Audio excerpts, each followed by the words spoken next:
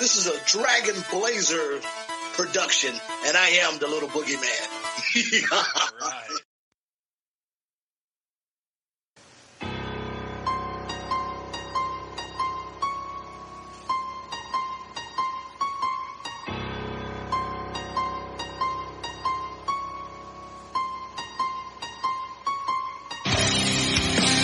Coming down the aisle, your podcast tag team champions of the world, Boomer and Blaze.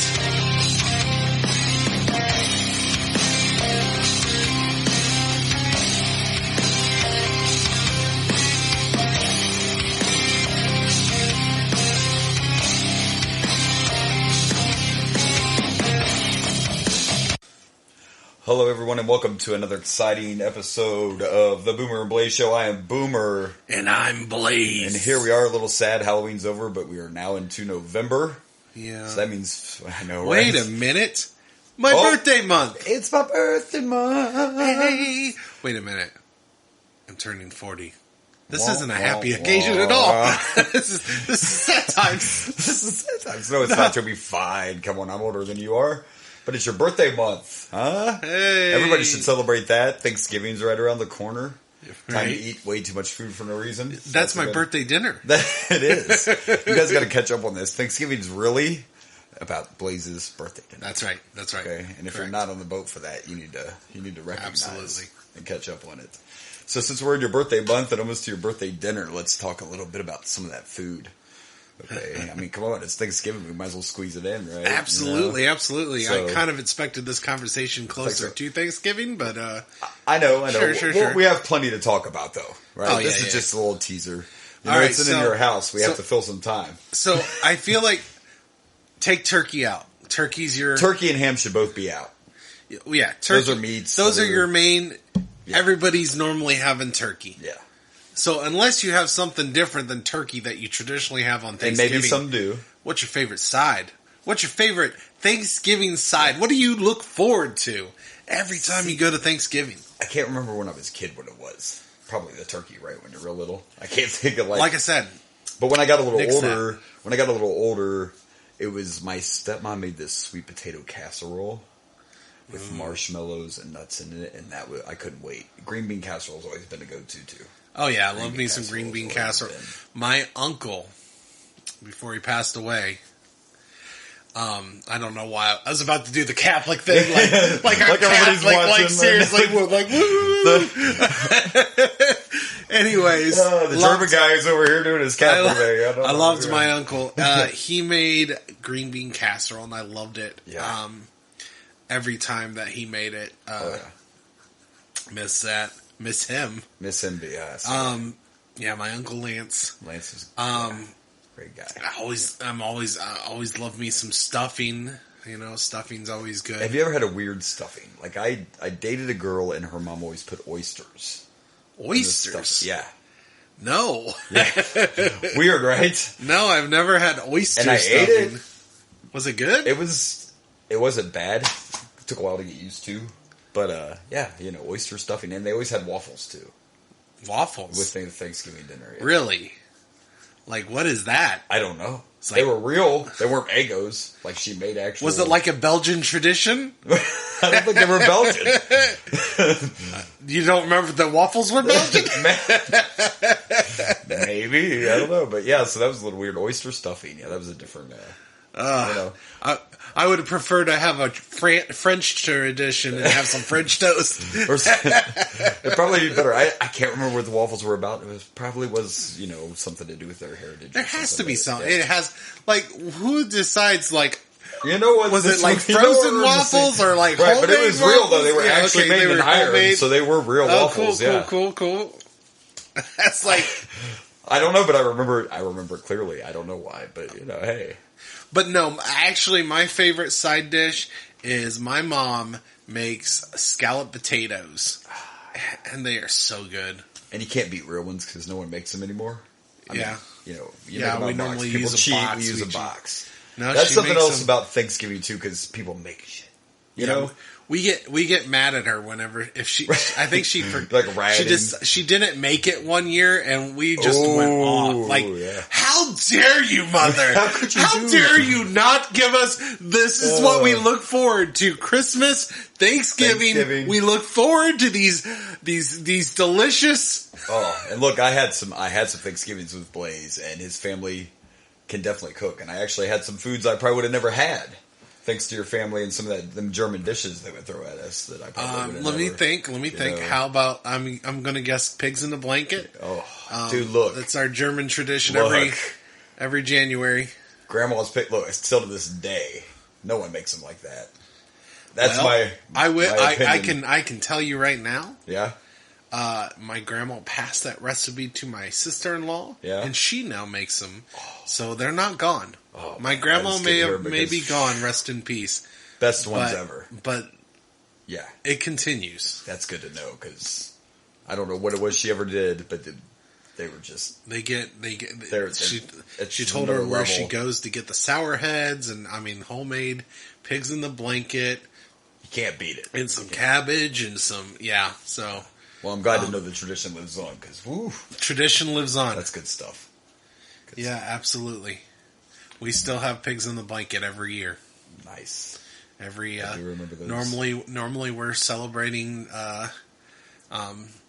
New Year's Eve, and we are watching New Year's Day normally, and we're watching a Buckeyes game because normally there's football on. Yeah. So football, food, family. Yeah, it's great times. It's November, man. Great times. What we're talking about. But that's in a couple months. That's not yet. That's not yet. No, this is my birthday month. That's right. Mean, Thanksgiving month. Yeah. It's his birthday month. Yeah. So you got to go wrong with that.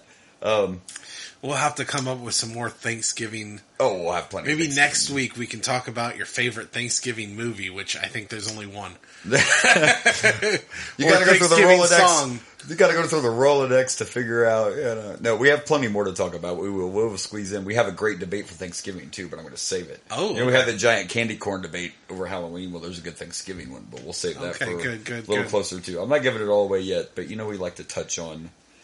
By the way, this is not Thanksgiving at all, but what were what's the blood sausages? Do you remember having those when we were younger? Blood sausages? You don't remember the blood sausage? Blood. It's German. Oh, then it's probably blood, like BLUD instead of blood. But I always said blood. But we're kids, and we're like, did you blood just say sausage? Blood sausage? That was some good shit right there too. See, I was trying to remember of childhood flashbacks. I don't remember those. You don't remember that must have been with my grandma Oma, which was my grandpa's mom.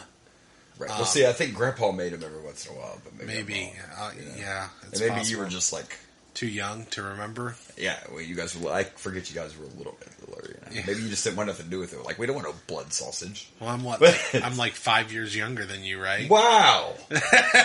Damn. No, not at all. I'm 42. Okay, my bad. Wow. I forgot our age difference here. Yeah, so you're about 2 years. It seems like more, right? When you're a kid, it seems like 5 years. Actually, I remember when we reconnected or whatever, we were talking about that, and I'm like, I thought I guess I was thinking about Ricky. I don't know. I'm like, I thought you were way younger than I was. But when we were kids, I don't know. I was taller than both of you. Yeah. It just seemed like I was older. You had a 2-year advantage over me. Yeah. But it seemed like I was a lot older, and I really wasn't. I was actually just talking about our past. Because me and my brother just recorded our episode about Child's Play. Oh, okay. And one thing I always remember as a kid is you had a My Buddy doll. Mm-hmm. And it was always underneath your bed. And I always had a hard time sleeping. I told that story too. Ever since I found out about Child's Play. And hey, if you were a kid then and had a My Buddy, they were really close. Like, it was basically just a color scheme difference. So yeah, My Buddy was creepy. I didn't like him after that. He wasn't my buddy. Chucky was based on the My Buddy right, doll. Exactly. There weren't that many differences. My Buddy actually sued Child's Play because of the fact... Hey, you guys! Yeah, because of the fact that Child's Play ruined my buddy. It did. Like, they stopped being able to sell them because nobody wanted to buy them after Chucky was big. Yeah, that was before I fell in love with the horror completely, and I'm like, I don't want that fucking my buddy anymore. Are you kidding me? I know. You had it underneath your bed, and we always slept on your floor. So Yeah. I just had to stare at this. I just had to scare these guys, so I didn't have to worry about them. Yeah, right. And they're like, fuck that doll. I'm like this little kid looking at this doll that looks a lot like Chucky. And now they've waited until 2022 to run Kid's sister, who's not around anymore. But have you seen the teasers for this Megan movie? Oh, yeah. I kind of want to see it. We're going to run your dolls now. I'm down. You know. We're just now ruining your dolls? We're just now running your dolls. Shit, Child's Play's been ruining dolls since 1988. I guess Annabelle was supposed to ruin dolls. I don't know. Whatever. It's not Halloween anymore, but not my thing. The doll genre is a thing. It's a thing now. It's a thing.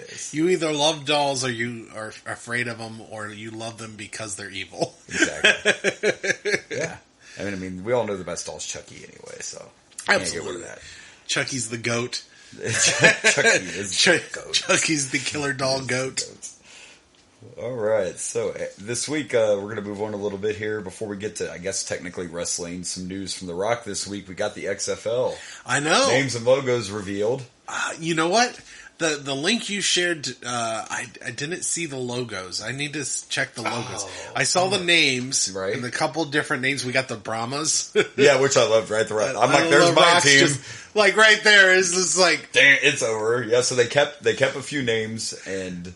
I just want to know, like, what are they going to play the Rock's music every time they come out? With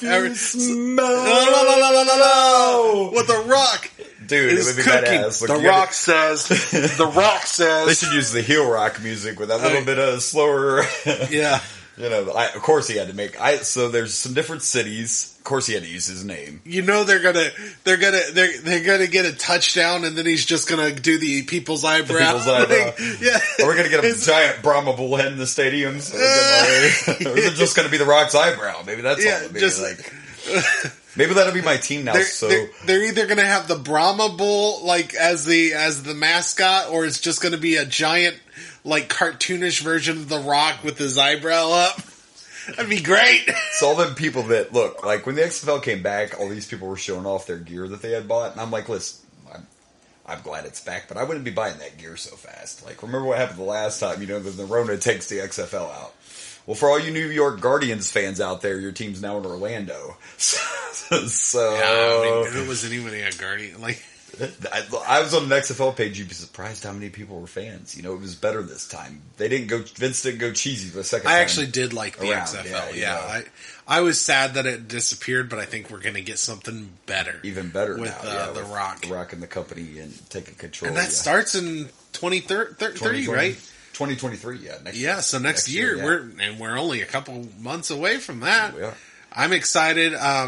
I don't know. I think everybody's going to be a Brahmas fan, which I want to too. But I think right now I'm going with the Sea Dragons. Yeah, just because my company's name is Dragon Blazer Productions. So and I have a thing for dragons. I like dragons. I liked the Sea Dragons last time because they had like the coolest uniform. But they were just they changed their logo just a little, and some people were kind of like, you know. I want to look at that. But the DC team's still the same. They're the Defenders. The St. Louis is still the Battlehawks. Seattle's the same as it was the first time around. The Roughnecks from Houston, that's from the first time around. So, but I do remember that the XFL had problems with a couple of their names and their logos. The NFL was trying to say they were too similar, so some of those teams might have got replaced. Wasn't there the Vipers, the Vegas Vipers? Well, they were somewhere else. They were a team before, but it wasn't Vegas. So the Vipers are kind of cool, too. Yeah, the Vipers got used. I mean, obviously, I'm an Ohio guy, so we get. I know, but this time it's all this. Like, there's nobody this way. It's all. It seems to be all, out west. So I don't know what happened there, but I wonder if what they're going to do is they'll keep those, and then maybe if it becomes successful, see what happens. We'll get 8 teams in the East. I guess with what Rock did, he's a smart businessman in his company, you know. So what they did, you keep them all there. It's all geographically close. So that way the travel's easier, it's not as expensive, you know, and then you see what happens. Because if it grows, it never had the chance to grow, but if it ever grows, you can't, it's going to be like it always was, the league owns the teams. There are no owners. Yeah. You know, so it makes sense to keep them all closer. they have, 3 or 4 teams are in Texas. Like, keep them all.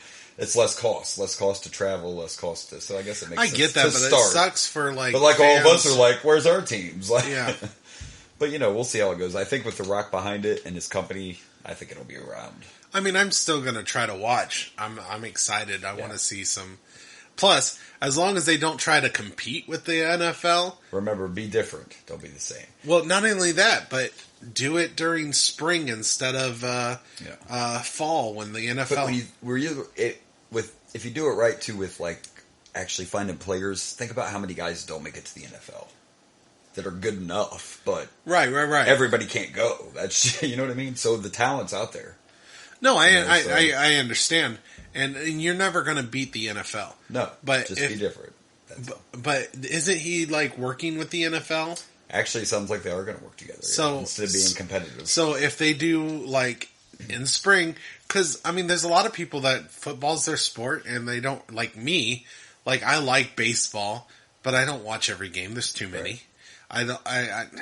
I'll watch just about any sport in the right situation. But I don't watch any of them religiously like I watch the NFL. And I think a lot of people are that way, but it's as simple as you said. The formula of every other sport is a lot of games in a season, and you take on the same team 3 or 4 days in a row. Yeah. But football is a whole nother beast. But you give me football at a time when I don't have football, and you make it interesting. Yeah. Hopefully that will help. Yeah. And I'd like to see it flourish. Yeah, I'd love more football. Like, it will help with the pain of waiting for next year that I get every year. The sadness that we get every time that we have to wait for I had a rough Halloween. Yeah. I had a rough Halloween. We needed our football. I know, right? It didn't shock me when I couldn't watch the whole game. I had to go to bed. When I went to bed, there wasn't even a score. But it didn't shock me. You never know when those two teams we played, scored in the second half, but that was when the Browns stopped blitzing and they just started playing prevent.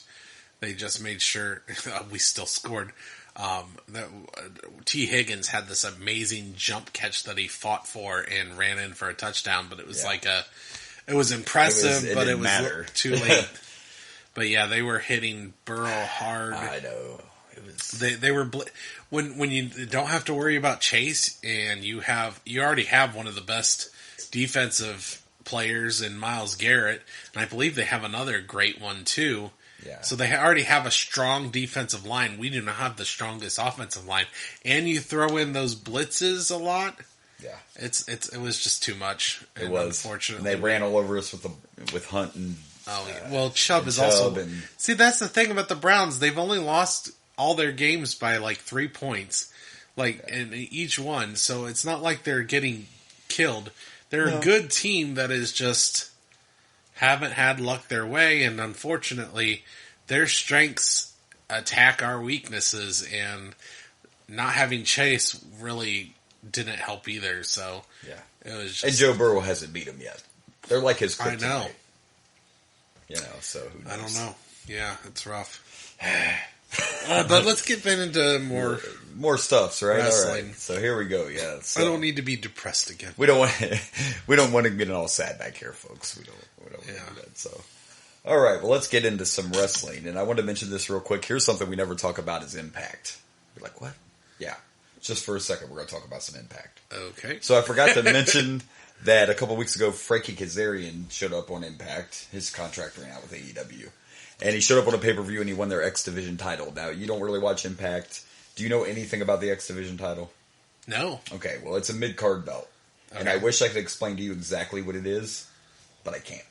Because it's Impact. Okay. Like, back in the day when the X Division first started, I thought it was a cruiserweight thing, but then, like, Abyss won the title and Samoa Joe. So I've always thought it's kind of like a hardcore title. Anyway, long story short is, they have what they call Option C with the X Division title. And Option C means you can give your title up and automatically get a world title shot. And Frankie chose to do that. Now, the reason I bring this up is the concept itself I kind of like. It's kind of a cool idea to think like the Intercontinental Champion could be like, you know what, I want my world title shot here, I vacate my belt. That's the only reason I brought it up, just to see I think it's an interesting concept. It's an interesting concept. But you have to give your title up just to get the championship match. I think it's an interesting concept. I'm glad it's an Impact. I don't think I'd want to see that in not WWE. in the big stage, but it's nice to see the mid-cards. I like it because I think the Intercontinental has prestige in the WWE. Again, but it didn't for a minute. I think the mid-card titles were getting kind of bastardized by Vince there for a little bit. I don't know. I mean, sure. They still do tradition. But my point is, in a way, now having a belt that you start that's specifically for that option is cool because, like, number one, you get to probably have a bunch of tournaments or like they usually have an X Division match, which is a whole thing. Like a Royal Rumble or a Battle Royal. No, it's very interesting though. You might have to. So it's like there's four steel posts built up on every corner post. So they got like steel that you can climb, like a cage would be almost set on, and then there's cables running in an X, and the belt's hanging in the middle, and you have to climb the cable and grab the belt. So it's like a ladder match without a ladder. Oh, okay. Instead of a ladder, it's like cables. That's kind of cool. So that's how they use the X. But yeah, no. But it's a cool concept. Yeah, no. But not in WWE. No, I just thought I'd throw out. Unless they would do a specific belt just for that. Yeah. But I wouldn't want to see that because I wouldn't want someone saying, "Oh, well, this Intercontinental title is not good enough, so I want to do it." I don't want that in WWE. Interesting that we bring that up because in this In Your House, we're actually going to have a little situation with the Intercontinental title. Oh, really? Yeah, so kind of funny that you brought that up. Cool. You're like mind reading. You didn't even know that. No, I had no idea. All right, so let's get to AEW. I don't think I said this last week, but if I did, then you're just going to hear it again for a second. But the investigation is over into the media scrum, and Punk was found guilty of starting the fight. Yeah. So, and like I said, all signs are pointing to that Punk's going to be gone. But what was interesting last week is we got a vignette, however the hell you say it, of the Elite on AEW. So we got a teaser, and it's being said that the Bucks and Omega were backstage last week as well. So it looks like they could be. It was kind of actually a cool teaser. It was almost like a Thanos video. I don't know why they made them all disappear like that, but that's what happened in the vignettes. They all just kind of like. So it looks like we're getting the Bucks and Omega back, and I'm glad. Yeah. Fuck Punk. Move on from him, but yeah. We need to get the Bucks and Omega back, especially since. Oh, and by the way, this makes me hate Philip even more because during this investigation, it was found out that Punk didn't even worry about Larry. You know who Larry is, right? Larry's his dog. His dog was in that locker room. Kenny Omega picked up Larry and got him out of the way so he wouldn't get hurt. Punk didn't even give a fuck about his dog that he says he loves so much. That's on his jacket when he comes out to the ring. Oh. And you're not worried about Larry getting hurt in this fight. We all know animals get upset. But that is true. Kenny Omega saved Larry, not Punk. Wow. So there's another reason to... I'm just saying, your animals are like your family, man. What if the dog would have got trampled? I mean, what? Whoa, I have no animals. He has no animals. I guess I'm talking no about animals here. Meanwhile, I got too many animals, but whatever. But that's about it for AEW this week. It's like every week. It's all about WWE because they're just on fire right now. Everything. Interesting that it came out that Triple H is going to allow Shinsuke to face the Great Muta on his farewell tour. So he will be wrestling outside of WWE. Yeah, I saw that. He's going to wrestle for the Noah show. I saw the other one. I have to Google it to see. Now, they showed another graphic that Sheamus was going to face somebody on that show too, but I can't confirm that match. But it is a fact that Shinsuke's going to face Muta, so that's pretty cool. How about Triple H listening to us last week, huh? We talked about him moving Money in the Bank and what pops up. I told you they're listening. They're listening. It might be Vince. Oh, see, I was going to say this at the top of the show and I forgot. Don't forget our show is brought to you by Hush Money. Hush Money's the way to solve all your problems. Hey, Vince, if you want us to stop telling your secrets or what you should be doing... We need some Hush Money. We're going to need some Hush Money. I run that joke because I was going to say that right at the top of the show and I forgot. I wanted to mention our new sponsor, but they are talking about putting Money in the Bank back where it belongs. on WrestleMania. And we Hush Money in the Bank. Hush Money in the Bank. Ooh. That, look. About to take that ladder match to a whole new level. It's going to be a briefcase full of Hush Money. That's going to be the women's match. Oh. There's going to be some, look, it's like, which one of you can climb the ladder? If we're going to have a Hush Money ladder match. Hush Money from Vince McMahon. They're not going to like it, but we'll have to go bra and panties if it's a Hush Money ladder match. I mean, we might as well go all out, right? Well, if it's a Vince match, we might as well, and we need Jerry to be the commentator. Puppies! Oh my Hush Money in the Bank. Hush Money in the Bank, baby. I know R. Kelly could have used that, couldn't he? Oh my gosh. I need some Hush Money. Apparently so. What did you do? Hush Money in the Bank. So I heard you said you saw SmackDown, dude. Sami Zayn is always. Oh.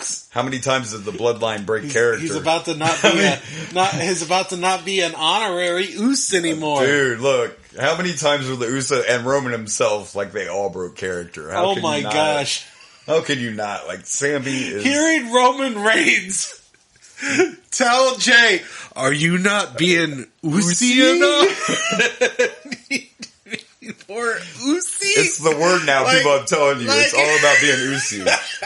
I went from not being a huge fan of Roman Reigns to a few weeks acknowledging him, and now I'm just all in on all of it. If you don't think the fucking Bloodline is the best thing ever, and Sami's finally, you know what? Sami, I thought, was one of those guys that gets not used properly and then get pushes. This makes up for everything right here.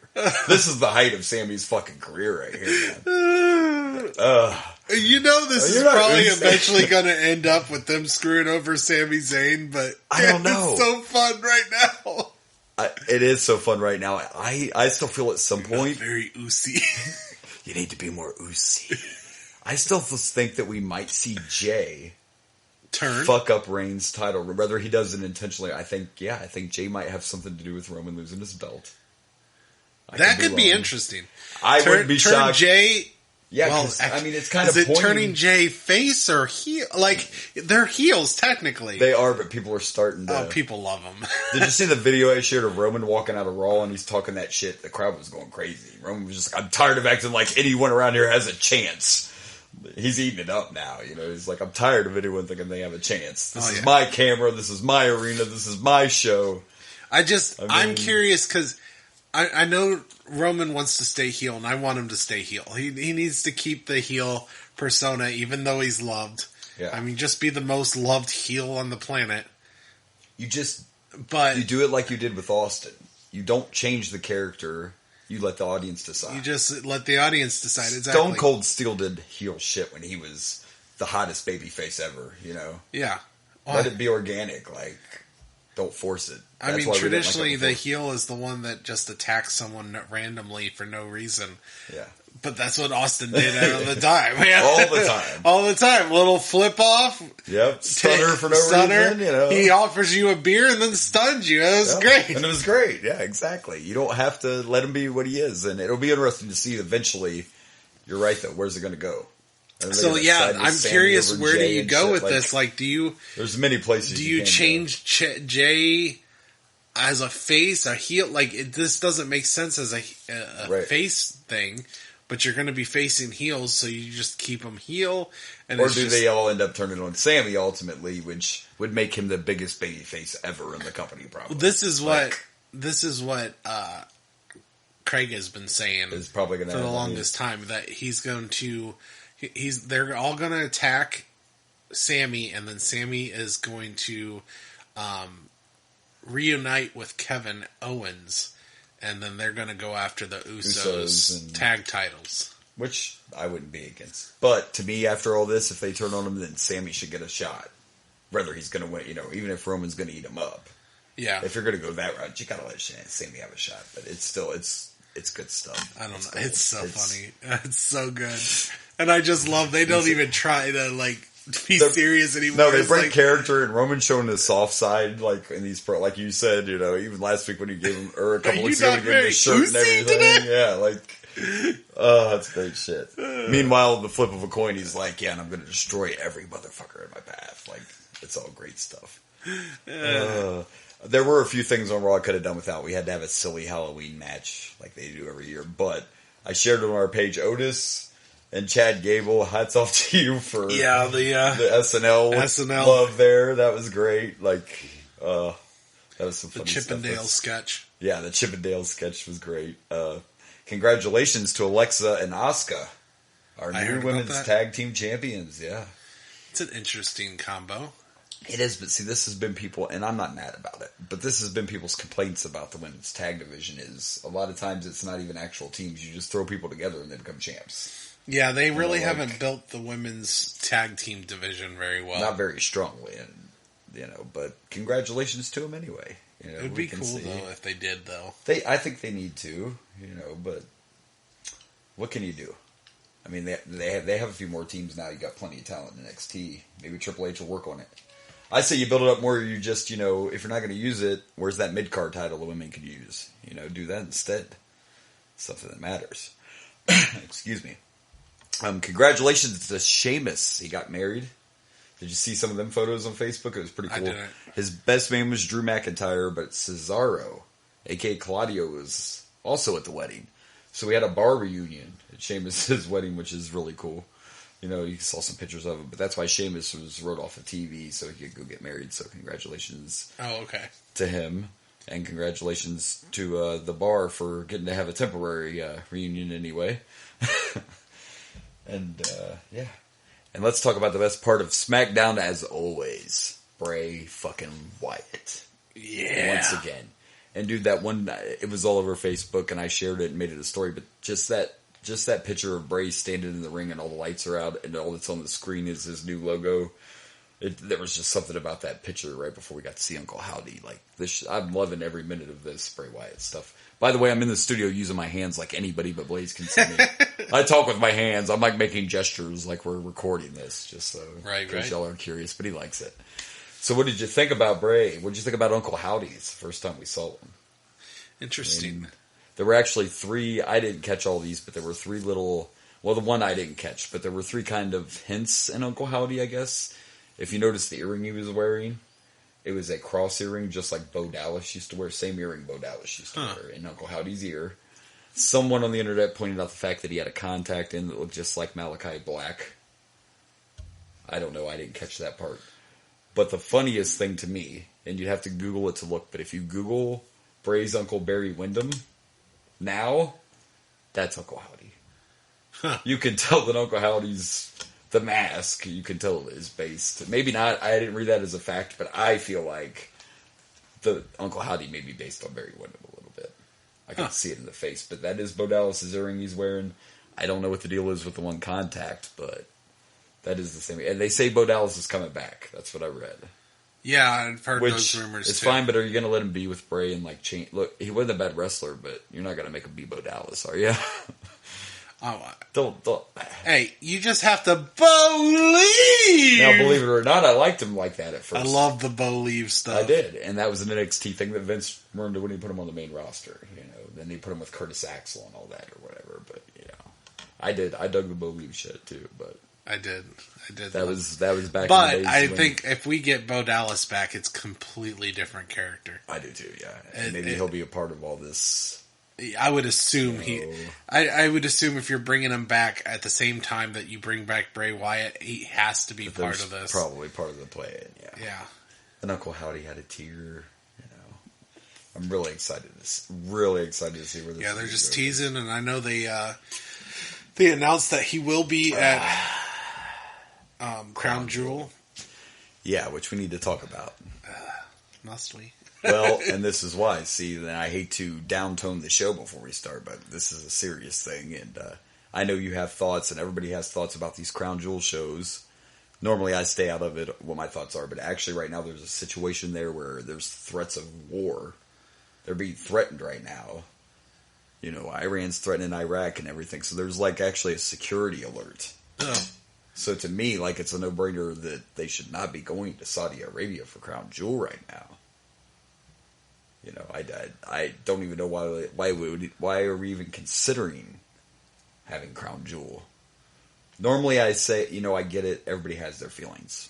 And I'm not saying this any kind of play. All I'm saying is I can see why some people are okay with it because you shouldn't punish the entire country for the way that so not everybody over there's killers and whatever, That's some people's views. That's all I'm saying on that aspect.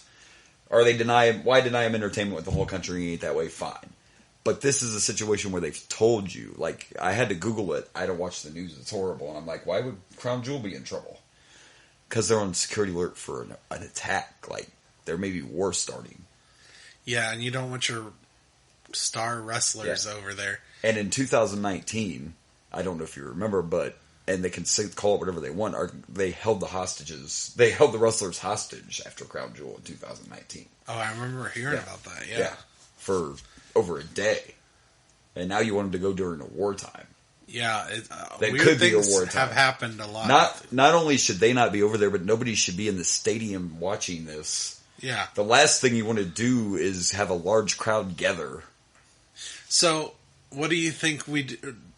I would probably be fine with just canceling the whole thing, but right. And I get it, even if Triple H has feelings about it, there's a contract, so I get it. But I think logically, if you're not canceling it, there's no reason you can't do a different venue. Reschedule it somewhere move to else. A different part of the country, or have it happen somewhere else. Yeah. I'm sure they could get. What's the worst they're going to do if you cancel them? They're going to sue you. Get some of that sweet, sweet hush money. I feel like you should. Yeah. I feel like there should be a clause that if there's dangers of war and there's a threat to your product. Right. I mean, let's be honest. These wrestlers are a product, and if you have threats of the product, yeah, and you as a country shouldn't want to have it either. Anyway, exactly. If you're on. And I'm talking just like we've had before. You know how our country works, and sometimes we have the terrorist level, and it's yellow and it's red or whatever. They're literally on a high alert for an attack. So I don't see why we would go over there. And they've never forced. From what I've heard, they've never forced anyone. You've heard of superstars not going to Saudi. Yes, I know. And they've never made them. Like Sami Zayn won't go. Famously will not go. And he's not the only one. Bray never wanted to go before, and now they're saying all of a sudden he's going to be there. I don't know. Before he didn't want to go, and he ended up going. He ended up going and losing to Goldberg. We all know that, but he didn't want to go. But I think in that case... That's the reason you don't want to go back, because ugly things happen I think in that case, because I just said they didn't force anybody, but in Bray's case, you were the champ. You can't really say you don't, you know what I mean? Yeah. You kind of had to go to Crown Jewel because you were the champ, so you didn't really have a choice. But my point is they don't really force them. I don't think they should have it. But if they do have it, we will talk about it next week and everything that happens. I just think... I wouldn't go right now. Right. Just my opinion. Agreed. But speaking of traveling, when we watch our episode this week, we have In Your House For It. It's the Great White North. Oh, Canada, eh? We're going to Canada, eh? That's what I'm talking about. So maybe we'll have some moose and some hot chocolate. Some moose? Do they eat moose? I don't know. Did I just offend Canada? I mean, I was thinking of the dessert. Oh, yeah, that's what I meant too. Yeah. Yeah. Moose, chocolate mousse. Not like moose. I wouldn't eat a moose. I wouldn't do that. I mean, why not? I mean, not to be like, we just say, ooh, I want to eat a moose, but we freaking cow and everything else. No, I would try it. I'd try anything once. We have deer all the time. I mean, I don't have deer all the time, but I've had cow all the time. I've had ostrich. I've had alligator. Like, why is a moose off limits? Like, the Canadians may not kill them. I don't want to offend them. I don't know the situation with mooses. I don't know the situation. It could be extinct. I don't know. I don't know anything about mooses other than, like, it doesn't look like any different than the half the other things we eat. Wow. Oh, Canada. I won't let him kill your mooses. I don't know. I'm not saying that like I got a hankering for moose and I need to go to Canada with my Did I just say rifle. Mooses? That's not even a thing. It's moose no matter what, right? I don't know. Is it like mices? Mices or something? I don't know. Listen, we don't want to piss off... Kevin Smith is a treasure, and I don't want to piss off Canada. Yoga hosers might come after us if we piss off Canada. Treasure. We like you, Kevin. And Jericho, you're okay too. And Jericho, you're okay too. All right. Well, I think that's all I got. Do you have anything else now that we've... No, I'm ready to watch this. Yeah, absolutely. Let's press play. Let's press play and watch In Your House 4. All right, so this one actually right away before we even get a package, we get the show starting off with them introducing Toni Wilson to sing the Canadian national anthem. Don't know who she was, but she sung "O Canada." So I'm assuming she's Canadian. yeah, exactly. I tried to Google her, but I couldn't even find anything. But anyway, so we get that to kick off the show, and then we get a little package. But did you notice this time no "In Your House" like song? It was no, we didn't get a specific. Yeah, there were no words. Yeah, someone you're in your house. Instead, it was a crowd shot, and they were all saying in their very Canadian voices, "In your house." They were chanting, "In your house, in your house." By the way, we are in Canada. In case you didn't catch on by that, and this was the first pay-per-view in Canada since 1990 when they did WrestleMania at the Sky Dome. So this is the first pay-per-view since... Which WrestleMania? That was 6. That was Warrior 6? Hogan. Okay. Yeah. So this is and the we're first like time, 11 in. Yeah. First time back to Canada since that. As far as a pay-per-view, obviously. In fairness, there was a lot less pay-per-views back then. There were. Remember, the In Your House is the new tester to see if they want to do more than the big 4. So yeah, well, makes sense. Big 5. I mean, they've been doing King of the Ring a couple. Yeah. Big 5. But yeah, anyway. But yeah, mostly Big 4. Mostly. And then after our little package, it cut to Gorilla making the announcement that Shawn Michaels cannot wrestle due to a concussion, and he must forfeit his Intercontinental title, but they're going to make him come out and actually give the title to Dean Douglas. And this, I mean, we haven't seen it yet. I assume it's going to happen later, but this is what I was kind of mentioning. Like later on, Shane Douglas was like, at that moment, I felt like the Intercontinental title didn't matter because they literally handed it to me. I guess I can get it, you know. Right. He felt like but you know, we'll get to that segment later on. But it was announced that was going to happen, and then Dean has to defend the title against Razor Ramon later on in the show. And we get our opening package, we get that, we get our announced team of Jerry Lawler, JR, and Vincent Kennedy McMahon. Man, we're getting so close to him being the boss. Yeah. And we have to be getting and the close. Mr. McMahon character, yeah, 96 is about to take off. I cannot wait. And we're so close to 96 now. We are. Yeah. This in Survivor Series, right? Yeah, it should be it. And then probably there's one more in your house. Survivor Series, one more in your house. So there's a December one? Yeah. There's 5 in your house. This one's October, I can tell, because they have the pumpkins. They got the pumpkin on the In Your House logo. Calm down, it's not pumpkin spice. It's just a pumpkin. He's disappointed. There's just a look on his face.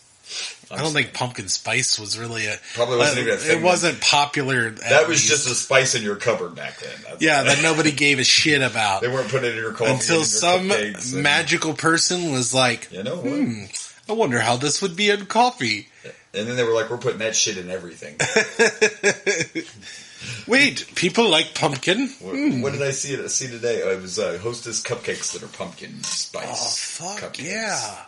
Saw that today. I didn't buy any. I probably should have. But I saw what the hell? I don't know. I was getting coffee. But anyway, what do you have up there in Canada that's pumpkin Canadian pumpkins? What do they taste like? Do they taste like syrup? Pumpkin mousse. Pumpkin. We're back to the mousses again.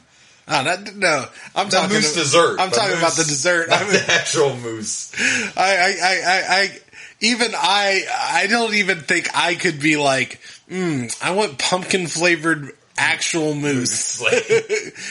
Pumpkin mousse pie. I don't know what mousse tastes like, but I'm pretty sure I'm good on trying it with pumpkin. I don't normally mix the pumpkin with meat. Oh my gosh.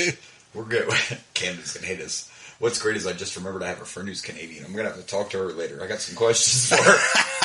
I don't know how I didn't think of this until now. Now, is she... Okay, so is she living Canada? No, she's here now, But how recently? It's been a while, but when she was a kid, but still. Yeah, but I don't think pumpkin spice... No, but I just want to ask some general Canada questions. Oh, okay. We're just here like, do you guys eat moose? We're here with the... Canada correspondent, a.k.a. the only person I know Boomer knows that's Canadian. Exactly. That would be my Canadian expert. Where's the assistant? In fairness, I don't know if I have any Canadian friends. I just thought about that. I just for a second was trying to think, do I know anybody that's Canadian or came from Canada? I think I know a lot of Canadian people, but it's just because I watch wrestling and half the wrestlers are Canadian. Jericho's not my phone, damn it. I thought he was. Bret Hart. So is Canadian bacon just bacon in Canada? You know, I've made that joke before. Have you? Oh, I figured, you know. Anyway, we had a match, didn't we? Well, I'm knocking on Canada. So in our first match, our first entrant is Rikishi, the future Fatu, as positive Rikishi. You mean it's pre-Rikishi Fatu? Yeah, that. Yeah, it's pre-Rikishi Fatu before Rikishi was Rikishi Fatu. And fancy lad, Hunter Host Helmsley. So, by the way, look, thank God Fatu got past this because literally he has no gimmick. He comes out in a multicolored jacket with all these sayings on it, and then what's on his tights? Like, Blaze loved this.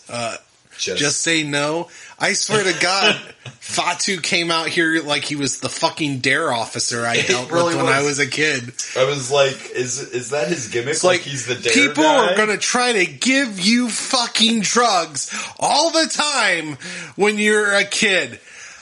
The fuck they are! I have never once been offered drugs. I'm not getting free drugs. That shit is expensive. So we got the dare officer against the regal gentleman. But something interesting that I don't know if you couldn't notice. Did you notice the hat Rikishi was wearing when he came out? Fatu was wearing. He had on like a beanie. Yeah. Did you see what it said on it? No, I don't think so. Okay, well, I had 3 letters on it, and it was BSK. Okay, yes, I did. You know what BSK is? That is Bullshit Killer? That's Bone Street Crew. That is Undertaker's clique from back in the day. Undertaker has BSK tattooed on him. So that was his, that's his clique.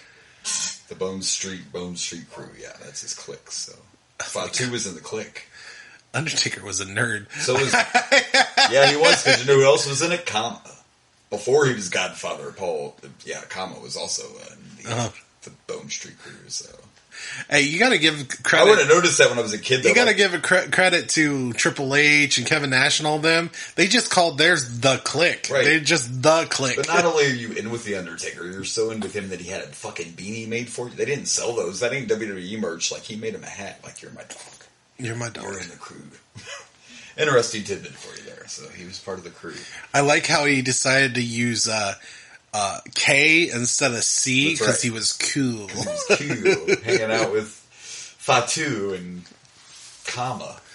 Whatever. That's cool information. Don't get me wrong. It is a cool one. But back then you're like, really? That was part of your crew? Bone Street Crew. I mean... Rikishi Yoko was also a member of the club. I know I'm being very judgy, especially when I name my production company Dragon Blazer Productions. So, I really have nowhere to talk. Bone Street Crew with a K. I think right now all I'm thinking is like, me and Undertaker are a lot alike. We're both fucking nerds with really cheesy names. Good stuff. So Bone Street Crew. Bone Street Crew. And you had to do that 90s thing and change that C to a K. That's right, because I'm a cool kid. Well, I mean, the Undertaker.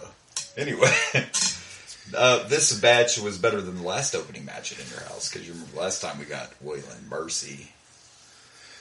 Yes, we did. Yeah. So this was I mean, it was cool seeing pre-Rikishi and seeing, of course, I love... Still the young Hunter. And Hunter's so good. Even back then, he was good. There were a couple... there was that pile driver. That totally... There was a pile driver where when he dropped, it was like his... Fatu's head landed on his nuts. Oh, yeah, he got a penis shot. A little penis. It was just the tip. Hush money may be right for you. I feel like... Hush money. I feel like... just the tip. It's just the tip. It's only... I'm trying to get this out. Blaze, calm down over here, Blaze. Sorry, the tip got him. Teabag. I felt like it was just a teabag move. I was trying. All that's trying to you get fucked teabag up my out. joke. I couldn't get it out properly. It was the tip's fault. It's the tip's fault. It's just. I see where you were going though. It got teabagged. Yes. Yeah, it was more of a I thought it was teabag than a pile driver. We don't have a medic on site yet. A teabag driver. A teabag driver. Oh, I'm supposed to be the funny one, fucker. Well, sometimes I got him for once. Like this is one time. Bullshit. Bullshit. All right, continue. Now he's mad. No more segments. No more segments for you. Become another person. Become another person. Become another person. But there were a couple spots too, like when Hunter put Fatu's head in the turnbuckle like 3 times in a row, and Fatu just did a breakthrough. Oh yeah, he no-sold the shit out of it. I can't. I was shocked when I saw that because I mean, obviously Rikishi. There was a lot of dancing involved in his gimmick when he was at the height of popularity. I didn't know he was doing that shit as Fatu. It's positive. I thought that was something he brought in because he was doing Too Cool, right? Yeah, it was Too Cool he used to do. Yeah. So I thought that was more of a Too Cool introduction. He's fucking doing this already as Fatu. With his shitty gimmick, he's got to do something to spice it up. You know? Yeah. There was another one. Oh, Triple H nailed him with a really good DDT. He sold that shit too. He just stood right up and started doing another little dance. Fatu's hawking up on him, but Yeah, this was a fun match. This was fun. It was entertaining. The crowd was into it. Triple H even got a few cheers when he won. I mean, they were feeling it. I think even when you're trying to come in as a new heel, if you're so good, it's hard to keep them from loving you. Yeah, because he's got skill. You can see it. And here again, I bring it up to all you haters. It's not because he was throwing the hammer to Stephanie. The reason Triple H was on top for so many years is because he's good. It didn't hurt that he was on top of Stephanie, too. But it doesn't matter. And a perfect example I'll use is, let's say, Jinder Mahal. What happened when they strapped the rocket to him? Nobody gave a shit. It didn't work. Nobody gave a shit. shit. And you know why? Because I personally liked it, but it didn't sell tickets. Do you know what Triple H did? He sold tickets. It's a business at the end of the day. That's true. The man was champ because he sold tickets and he was good. That's fair. And even back, like you just said, even back here, his gimmick's not good here. It's not. But his skills are. And I probably didn't notice him when I was younger because I didn't like him when he first started. I'm like, who's this? This guy sucks. Fucking Royal Regal, blah, blah, blah. Yeah. One of my thing when I was a kid, I was probably rooting for fucking Fatu. Say no, kids. Just say no. Just say no. I'm worried about these people that are going to give me free drugs. Oh, gosh. I might get some crack cocaine. Shouldn't he be doing something useful like making sure Savio's not stealing hubcaps or something? Oh. For Savio. We're trying to make. We're not trying to make this racial. We're making fun of Dare. It's okay bad. to make fun of Dare. Oh, we're making fun of Dare. My bad. Well, Savio might have Coke or something, or what? I hope you mean Coca-Cola. I do. That refreshing drink. Because drugs aren't cool. Drugs are bad. Okay. Just say no to Coca-Cola. I mean, I would say no. I'm a Pepsi guy, but I don't drink a lot of pop. But whatever, whatever you like. And the match ended. We got to see, of course, the finisher that becomes famous. But Rikishi went for a diving body splash, I believe, and Triple H moved, hit him with a pedigree. Game over, because back then finishers were finishers. One pedigree, match over. I can almost pinpoint the time that changed. Really? I wish I could, because it seems so... Shawn Michaels versus Undertaker. I never noticed it was such a rare occurrence for someone to kick out of a finisher. Yeah. And don't get me wrong, it worked to perfection. I mean, Shawn Michaels versus Undertaker is one of my favorite matches of all time. Oh, yeah. Yeah, I mean, when we did that Undertaker special, that's what I mentioned, that was my favorite favorite Undertaker match. Yeah. But I think after they saw the success and how great it worked in that one match, then it became more of a common thing. It did, but slowly at first it was a pay-per-view thing, which was okay, or a big match blow-off thing. Now you're doing it all the time. Not everybody, but there's guys. I don't think it's as bad in WWE. They do it a lot in AEW. They do it a lot in AEW. Finishes only shit.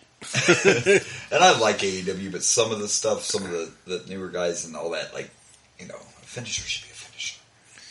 I agree. I'm with you. Some of it I know is like just the way like a super kick isn't a finisher anymore, and that's different. But whatever that wrestler's finisher is should work. Right, but if the super kick isn't your finisher, and that happens a lot. I mean, think about it. I understand that because we grew up with Shawn, so the super kick we think is sacred. But it's not now, and I'm okay with that. But think about it. The DDT was the finisher of Jake the Snake Roberts, and now it's one of your normal repertoires, unless you do something different with it. So that happens in wrestling. Someone from the past, leg drop was a finisher by Hulk fucking Hogan. And now it's just a move you do. And you don't see him really a lot. But no. Like Hogan, but that's because everybody knows Hogan's had 85 surgeries from dropping that leg drop, all those years. So. But you know what I mean? Like, that's just the way the business works, You somebody makes that a finisher, makes that big, and then it becomes a normal move. Now, that hasn't really happened with the Stone Cold Stunner. No, there's certain things. The Rock Bottom does not get touched. No. And I think that's just because of who had them. You'd think that about Hulk Hogan, but the leg drop never felt like a... it did then. Even years later, Hogan was like, why was that my finisher? Yeah, right. Especially when all they ever talked about were my pythons, and my finishing maneuver was a leg drop. Right. So I get it. Yeah, it is what it is. It was just more exciting, if it only happened every once in a while, if you were watching a big match on a pay-per-view and someone kicked out of a finisher, we were like, holy shit. Right. That never happens. And that's why it was worked so well and was so iconic with The Undertaker versus Shawn Michaels match. Yeah. And I think they repeated it a little bit the second time Triple H and Undertaker fought.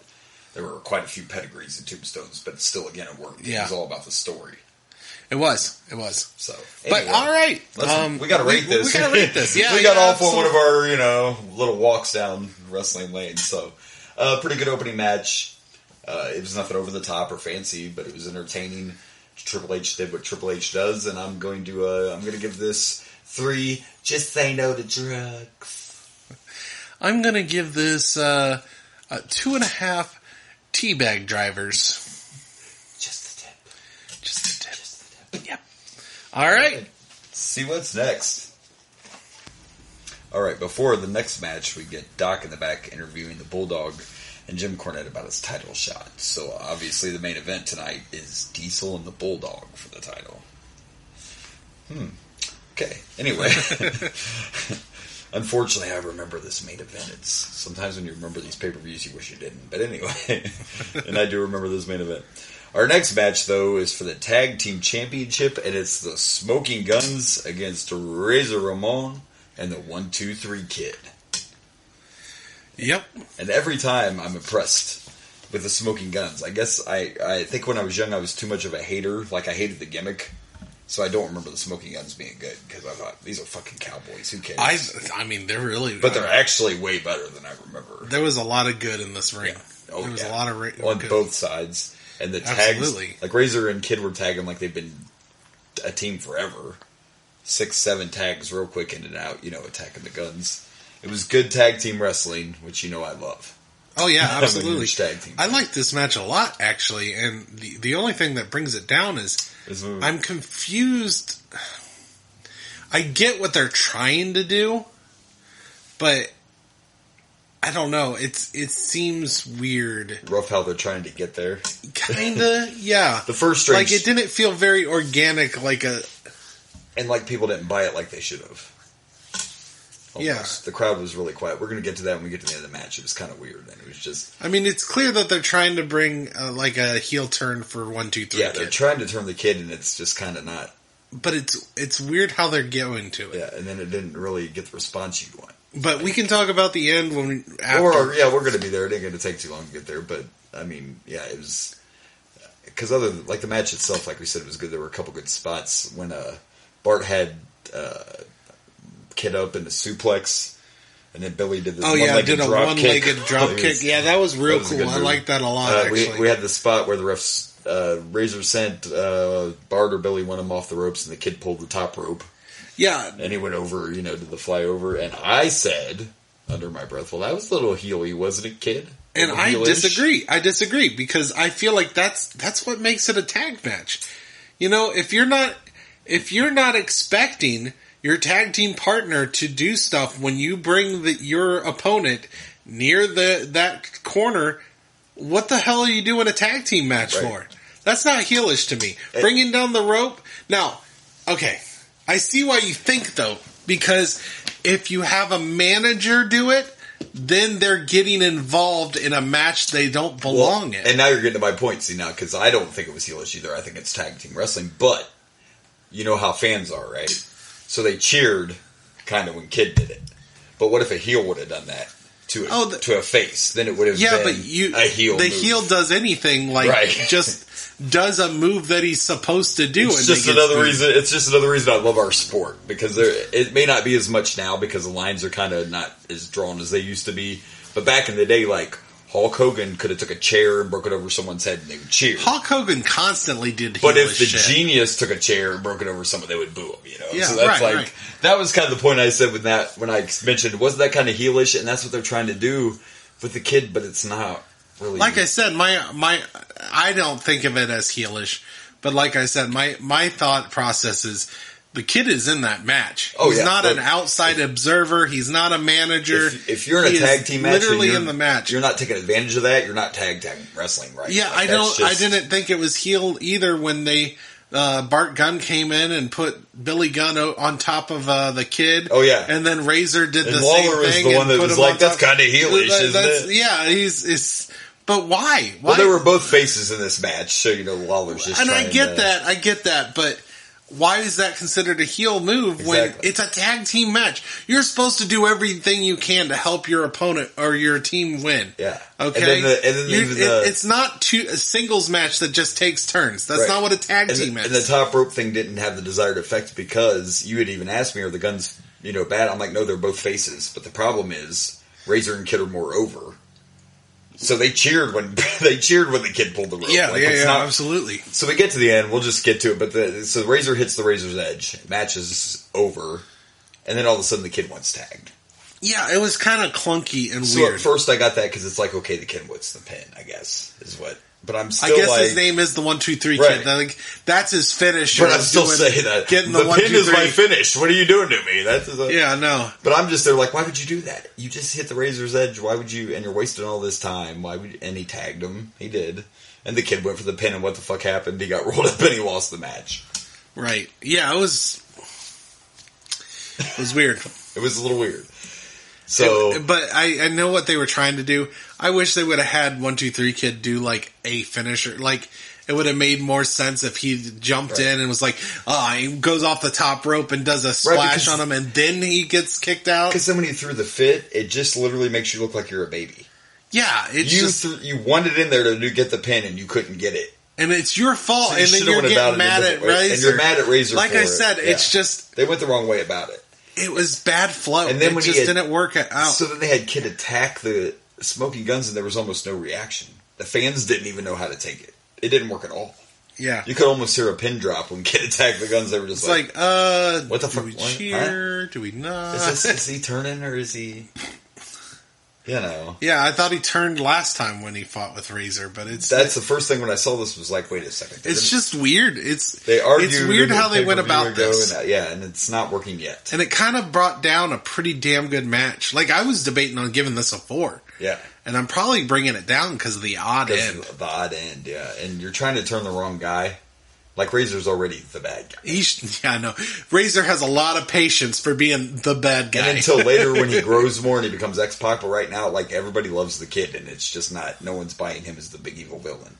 He weighs 12 pounds and he looks like he's 2.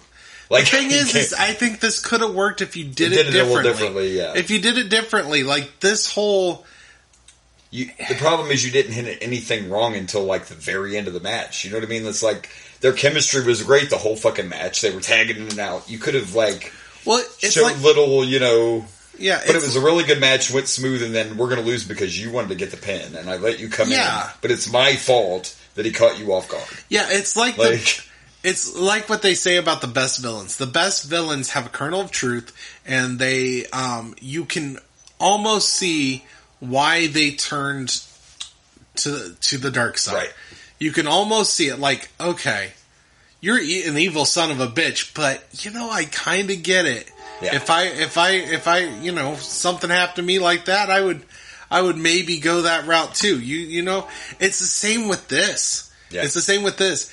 You should have had something happen. Now, make it where it's obvious that there wasn't much Razor could have done, but have Razor do something that would have suggested, that would have made 1-2-3 Kid upset about it.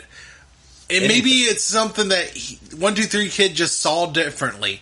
Like, he saw Razor do something that seemed like he was being a heel. You could have just something as stupid as one of your opponents pushes Razor into 1-2-3 Kid. I was just about to say, you could go with the classic. The classic hit the wrong guy or bump into your own guy. And it works every time. You get mad and don't realize that it was done by somebody else. Like, because something I like even thought when he tagged, I thought X-Pac was, or 1-2-3 Kid was going to go for a move. He literally just wanted to get the pin. Yeah. And they're trying to sell this as a story. He really wanted to be a tag champ. Okay, but he's already won him twice. So he wants to be a tag champ story's not working.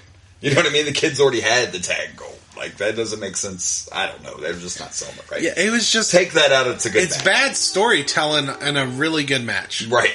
You fucked up the story in a really good match. So it is what it is. So I guess, the ending is the only thing that did that for me. I don't know. I'm going to give it 3.5 double team moves. Yeah, I'm still going to give it 3.5. Better writer, please. Better writer, please. Can you get someone else on this project, please? Yeah, can somebody else write the ending of this match? Because it could have been 4, maybe 4.5, depending on if they would have had a good ending. Like, if you just had a ending that worked, 4, you throw in a great way to end it, that's 4.5. That was almost a good 5-star match. That was a really good fucking tag team match. And that's why I like doing this podcast, is I forgot how good the guns. We have not really seen a bad Smoke and Guns match. No, not really. Just obvious. When I was a kid, I didn't like the gimmick. That's all. I didn't care about the Cowboys. That's what I love about doing this podcast. Exactly, Absolutely, because you've mentioned it before too. I've it's a said different this many set times. of eyes. Now, when we started the In Your House things, I said to you, boy, I remember a bunch of bad shit, but they have not. None of them have been horrible. Not horrible. Not really. I'm talking about the whole paper. None of them have been. Yeah, right. Absolutely.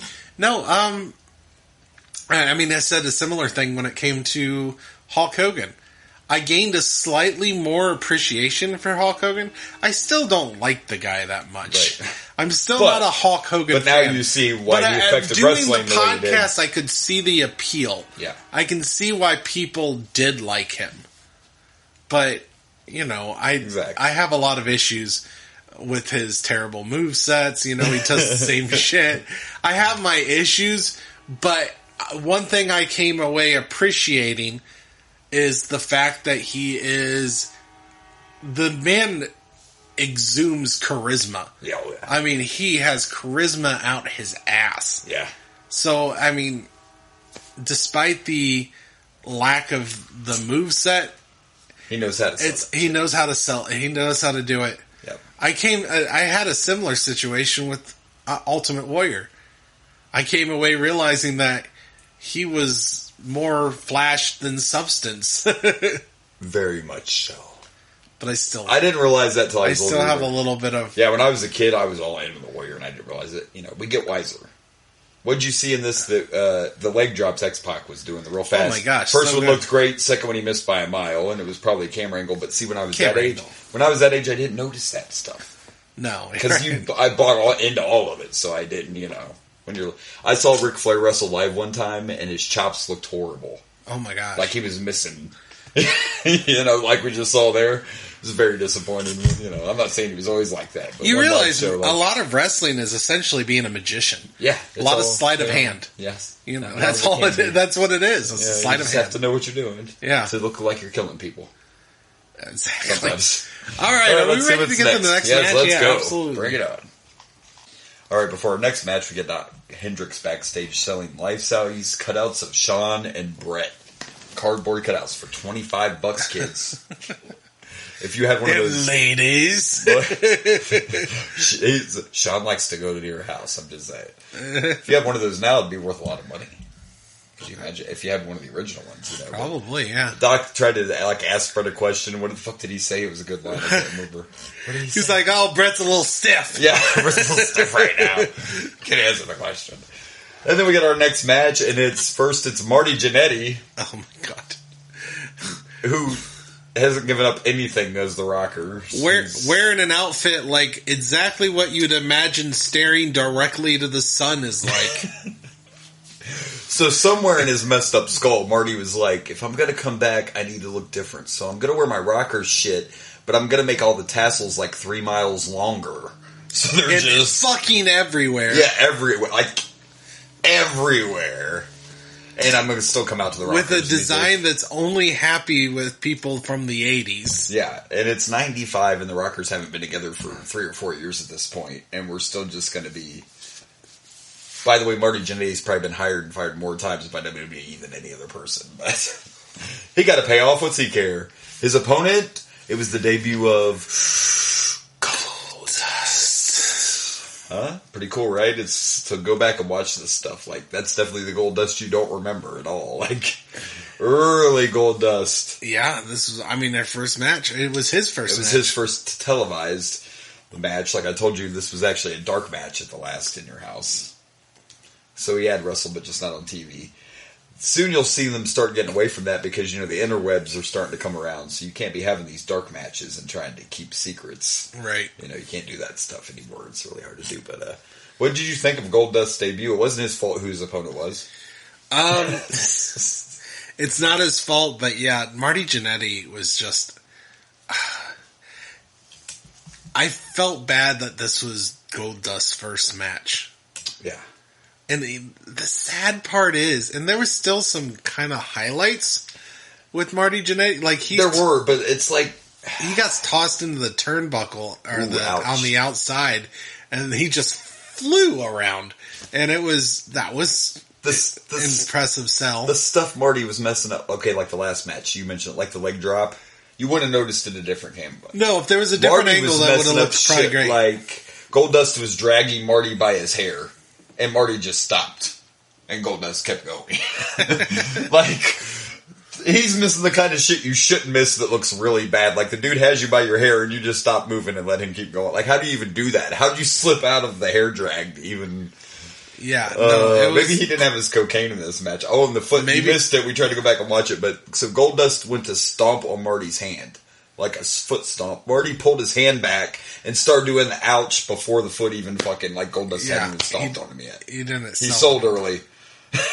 Yeah, he sold way too early. You're messing up stuff that's noticeable. I guess the big shots he took helped. It was fine. It was a debut, but it was like a jobber match. He might have been better off with Waylon Mercy. I don't know. Honestly, everything about this felt like Marty Jannetty was a jobber. And here's the sad thing. I remember watching Marty Jannetty and the Rockers, and I remember me and Rage were pretty impressed by Marty Jannetty. Back then, he was really good in the ring. He was energetic. His outfit probably was not super great, but we also recognized it was the 80s, and right. That's what happened. That's the thing, like, this was, who knows what happened here, but, Marty ended up having a lot of drug problems and blah, blah, blah. He wasn't a bad wrestler, but he could never break away from. You can't come back. Sean redefined himself. At this point, no one looks at Sean. He's like, look at that Rocker. Right, no. Not taken away from him, the Rockers. Half time you forget that he was in the Rockers. The Rockers got their place, whatever, but no one at this point's even looking at Sean and going, look at the Rockers. Right, absolutely. He redefined himself. But Marty Jannetty never did. Jannetty comes out here with no new music. He's using the Rockers music. And, and the outfit's one thing bad, you'll notice is unless your fucking music is money, money, money, money, money, or you're fucking Hulk Hogan and I am a real American.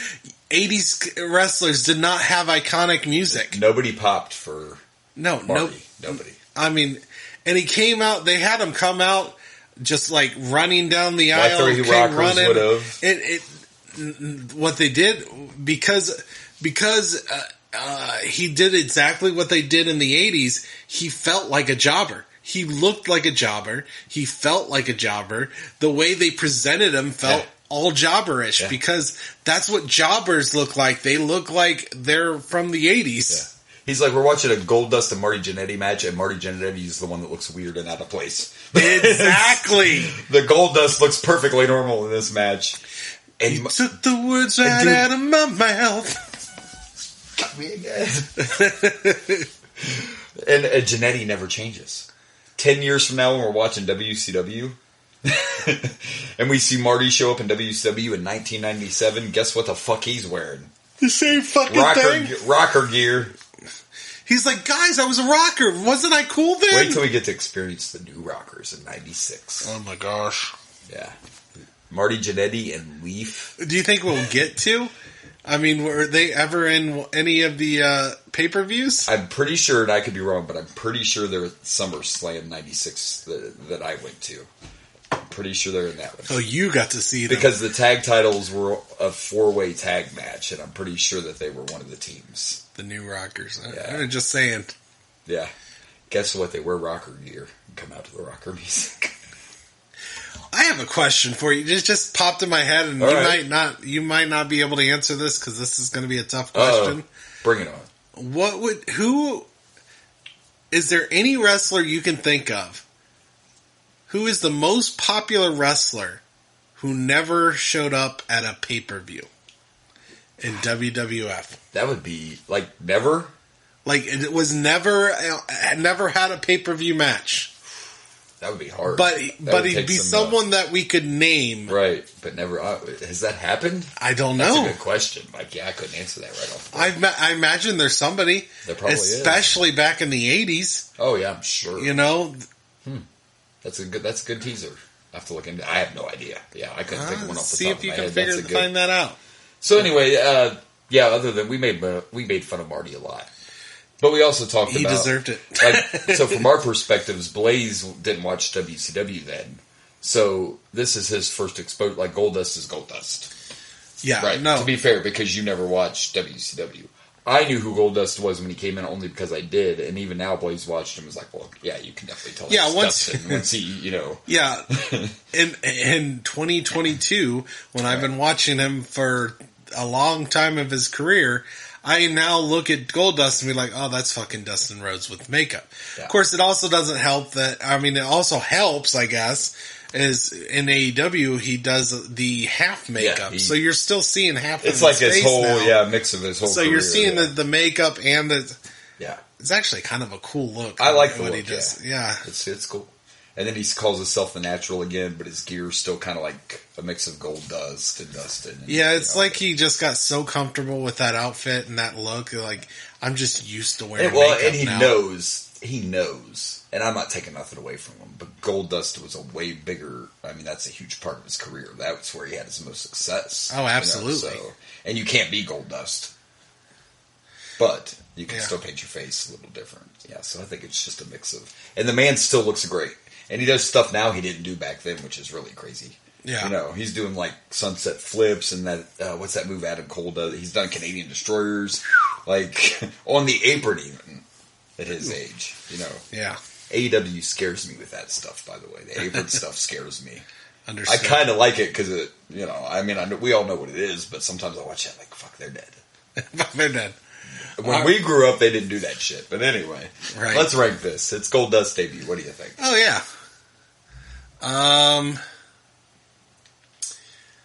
I hate to do this to Goldust, but I'm going to go with 2.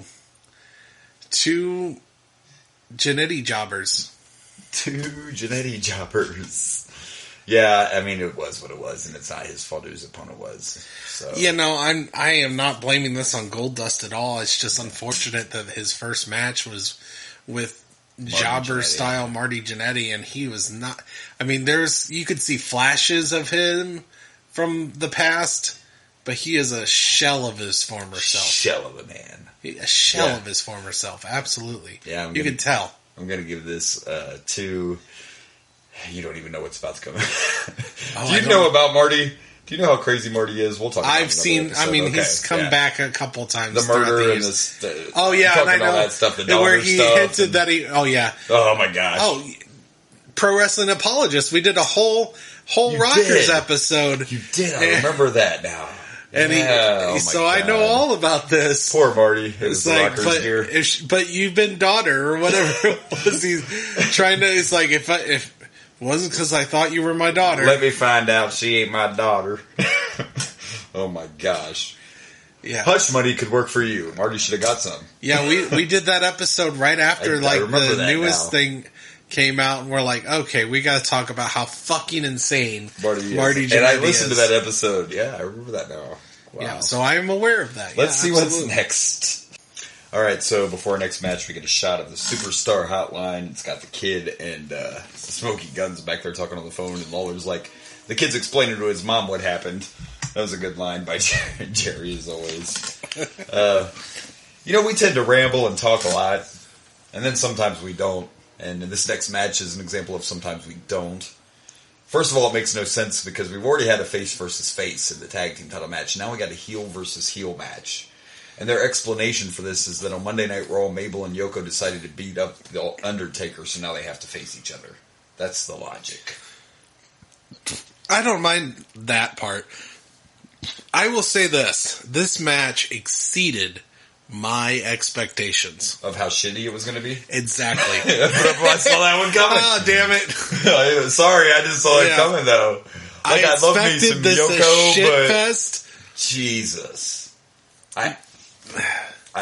The problem is big men versus big men normally don't work super well as it is. But then you take big man versus absolute shit big man, which is Mabel, and you get even worse. Yeah, because you can't.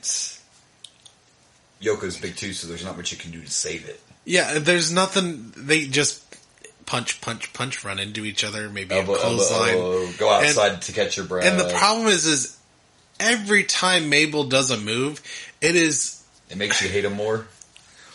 He totally missed a bulldog. I swear, missed a bulldog. He's just a step above just lying on the couch doing everything. Like, it's the laziest shit I have ever seen in my life. Did I mention he totally missed a bulldog? He totally missed. And Yoko just stood there. Yoko still tried to sell it. So did Mabel. Oh my god. Yoko's like, I ain't going down for this shit. He's like, nope. Thankfully, it wasn't long. They put us out of our misery in a double count out. Yeah, it was just... And then they had a face-off at the end that fans were cheering for some reason, and it was all just so they could hug. I guess. It just... At some point in every pay-per-view, you have to use the bathroom and buy popcorn, and this was that match. The most exciting thing about this match is some dude got on another dude's shoulders and cheered. That was... Four guys died carrying Mabel to the ring again. There's that, too. We're all wrestlers, but I didn't really recognize Oh my god! Wow. Can we move on? We're moving on. Like, I'm giving this 0.5, and it's a lazy whatever move Mabel is trying to do today. God, it's the only reason it gets half a point is because Yoko was in it, and he fucking landed on Cornette, which I found funny. It only got a half a point because I forgot we can do 0. Oh, we can do whatever we want on this show. It's 0. It's bad. Let's move on. That was one of the worst things. This was worse than Waylon Mercy. And, yeah, it was. And Waylon was slow, but it was horrible. Mabel sucks. This was... Mabel sucks. Yeah, and it wasn't fun bad. It was just bad. It wasn't even... There's nothing we can even, turn it into anything comical. It just sucked. It's unfortunate. All right, let's go. Next. For the next match, we get a commercial for our next pay-per-view, which is the Survivor Series. Looking forward to that one. And then Vince, sometimes this shit's funny. Vince's like, let's shoot it to Doc. So they go to cut to Doc, and Vince is like, oh wait, no, we're not cutting to Doc. Oh wait, yeah we are, he's in the ring. I don't know what's happening. I guess you can make those kind of mistakes when you're the fucking boss. Right. Still don't know that, though, at this point. Maybe some people did. I still didn't know until he was actually a character. Right. Actually became Mr. McMahon. So anyway, we get Doc in the ring, and Doc brings out Dean Douglas. And then next we bring out the man who's got to forfeit his title, Shawn Michaels. And Shawn comes out and looks like hell. Yeah, Shawn looked rough. So, me, Mr. Knowledge, I had to look it up because I'm like, wait a second. They're saying a concussion, but is this when it happened? Is this when the incident took place? And it was.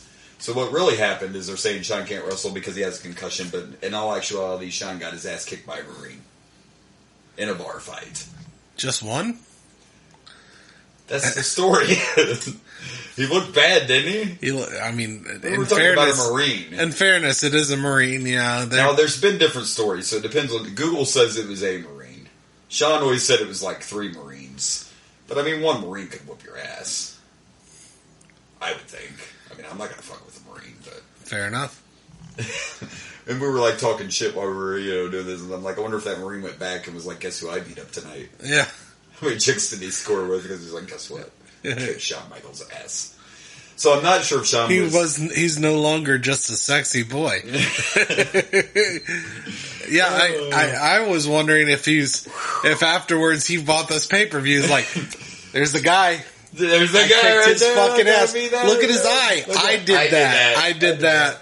At first, when Sean came out, I thought it looked so rough because he had to watch Marty's match. I thought that's what happened, but it was actually he got his ass kicked. And so, Sean's had an interesting career. Yeah, so apparently. We make Dean, and Sean looked rough too, and he didn't have any kind of his gear He was on. not happy. His eyes looked all fucked up. His eye was bleeding. He hadn't shaved, you could he was not, tell. he did not. It was my not, guess is he flirted on the wrong woman. Which could be. I feel like no matter what story you hear there were some things said that shouldn't have been, and he kind of did the old, don't you know who I am? I'm Shawn Michaels. Don't you know who I am? I'm a fucking Marine. Don't you know who I am? Sexy boy. I'm a fucking Marine. Fuck you, sexy boy. What are you going to do? So that's why Sean could. So he forfeits the title. They crowned him the champion, and immediately he has to defend the title against the bad guy, Razor Ramon. So double duty for Razor. Surprisingly, 1-2-3 Kid did not show up. I was waiting because on this match I didn't remember. I'm thinking because this match was kind of put together real quick, and they're like, "Oh well, we don't have a storyline." I want you to get into it because I told you I read an interview with Shane Douglas because that's what he went by most of his career, and he said he felt like they made the title mean nothing when they handed it to him. But I'm thinking, dude, are you really mad because they let you be champ for 10 minutes? Yeah, they're like, listen, here's what we're gonna do. We're gonna make you champ, but then Razor's coming out to take it from you. Son of a bitch. Yeah, and unfortunately, it wasn't a bad match, but I wasn't super impressed either. This is another one of those everything's average. One was been real bad. Yeah, nothing's been over the top. So no, but it was Razor, so it made it a little more entertaining. I'm not a big. But in fairness, Razor's also been in the best match that we've watched today. Yeah. So Razor's Razor. I was never a big Douglas fan. You can see why it didn't work. I think my bias for the Genius is coming. I really enjoyed the Genius when he was there. Yeah, he's definitely not. Dean Douglas is a straight up third rate genius. Yeah, it's like Genius off Wish, the bad one. Exactly, the bad Wish. There's a better Wish. I said during the match that he looked like a villain from Batman, from the TV show. What the fuck does the Exciter? Yeah, what does an exclamation point have to do with being a genius? Well, he's the dean. Oh, wait, Dean, I'm sorry. In fairness, Dean Douglas. He's a dean, so, he's all about academics and learning shit, and English is one of those. And if he's a dean, I bet Hush Money would work for him. Dean, Hush Money. Hush Money for you. I'm telling you guys, we're going to make this a thing. Hush Money. Hush Money will work for you. Can we trademark that? Would that be a thing? I don't know. I think Vince McMahon beat us to it. He spent some Hush Money to trademark Hush Money. Yeah, that's right. We're talking about you couldn't get good entrance music because it all went to the Hush Money. You can't buy this. Is that why the rocker? Why Marty Jannetty did the rockers? It's like the 80s. It's like, oh yeah, that don't cost shit. Just use that. I would give you some new music, but Pam Anderson was here at Mania. I owe some Hush Money. Tommy Lee's gonna kill me if I don't know. So it was what it was. It had a weird ending. It might have been Jenny McCarthy. It might have been. So Razor hits a backdrop, and right away I'm like, they're too close to the rope. He's not going to get that pin. So he backdrops him, and he's so exhausted from this classic match they've had that all he can do is drape his arm over Dean. And the ref counts to the 3, even though Dean's leg was clearly under the bottom rope, but the ref didn't see it. So it was an okay, good Razor match, and then the end was just weird. And why was he so exhausted from that backdrop? Why is Razor in these weird endings? Yeah, Razor gets stuck with the weird endings. I guess...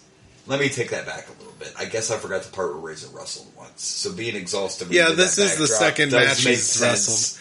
Yeah, I didn't think that... The only part I thought was weird was the fact that they were talking about, well, the both shoulders were down. No, they fucking wasn't. Not to mention, Dean wasn't on top of Razor, so unless you're trying to say this is a double count out, none of that makes sense. The commentators were trying to sell like we didn't know whose shoulders were down. Yeah. And that's not what happened. What was missed was Dean had his leg under the rope. There was no question. Maybe there was miscommunication. Razor had one shoulder down, but the other arm was completely over Dean. So there was no question about who the fuck's shoulders were down. Pay attention to what you're doing. Yeah, there was no question about who was pinning who. No. It was just a matter of Dean moved his leg. Yeah. And the ref didn't see it. I feel like almost every match tonight's gotten the same rating. We're generally in the same kind of... Kinda. Oh, there was one really bad one, and then we did 3.5. I bet I know what the worst match of the night is. Well, I don't know. We haven't watched the main event yet. Yeah. And I remember this main event. Yeah, you keep on hinting that it's not great. All right. I remember it being too long, too, but I could be wrong. Anyway. Well, we have about 30 minutes left, so... Dun, you might dun, be dun. right. You may be right. All right, so I mean, not horrible. It was what it was. Razor becomes a 4-time champ, which at that time was a record. I don't know. I'm gonna give it 3. I'm not giving it a 4. I'll tell you that. Sorry, Razor. I'd love to go along with your. Not gonna happen. I'll give it 3 really weird choke slams. I didn't bring up that awkward choke slam that bothered me so much. I didn't think it was that bad. It's just Razor's hand slipped when he picked him up, so his hand wasn't even on his throat, so it just kind of... Yeah. But whatever, 3 choke slams. There we go. I'm gonna go to... fuck. I don't know. 2 fucks. I can't come up with anything right now. It's 2. It wasn't bad. It was just just there. It was there. There's been nothing over the top tonight, but I don't know how you make this better. Maybe have someone who wasn't in 2 matches. I don't know. But Razor I always like, but Steve. I don't know. It's just kind of boring. Yeah. I feel like we were kind of impressed with Douglas last time we watched him. A little bit. Yeah, he looked a lot. Yeah, because that was the first time I think we saw him wrestle was the last time. And he was pretty good. This time it was we were just like, his promo work's not great, but... And it's not like anything was necessarily bad. It was just nothing was memorable either. Just again, when you're sitting here watching this, yeah, it's in your house, but this is a pay-per-view. And this feels like this match could have been on Raw. Agreed. All the matches tonight kind of felt like they could be on. And to me, it was still kind of an average match for Raw. So it was not like it's not like it could have been on Raw, the main event. Like you said, they could have handled like the situation different with Shawn. Like you could have just not had Shawn come. Yeah, they should have just not made Dean Douglas champion. They should have said this match is Dean Douglas has a new opponent. And it's now for the the newly vacant Intercontinental Championship instead of just handing brought it out to Marty Jannetty to revenge. I'm just trying to avenge his partner. Shit, knowing Marty Jannetty, he might have paid that Marine. He paid that Marine some hush money. Some hush money to take out Shawn. Do me a favor. Later on, though, he didn't need hush money because he just did it all himself. Murdering people, sleeping with people, whatever. I don't know. Marty's out there.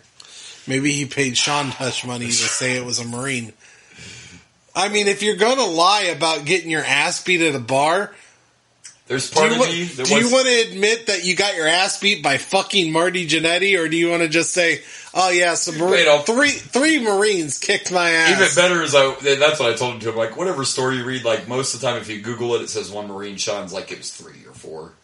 I like to picture it as a guy my size. Like, it was just some tall, skinny, goofy motherfucker that he tried to pick his hot girlfriend, and he got all honked out. It was like, whooped his ass, and Sean's like, you should have saw him. He was like 8 foot tall, and he weighed 500 pounds. And it was like some little guy that just the wrong one on the wrong day. That would be some funny shit. But. Yeah.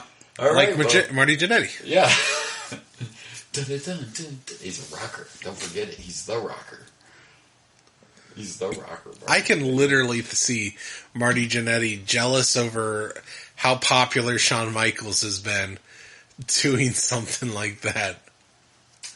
It wouldn't be it. It would. At this point, we can literally there's say... There's literally crazier things he's done. Exactly. It would not be the craziest. That would be the more normal thing. Most people don't tweet specifically how you kill somebody and then say, no, I didn't kill him. I was bored.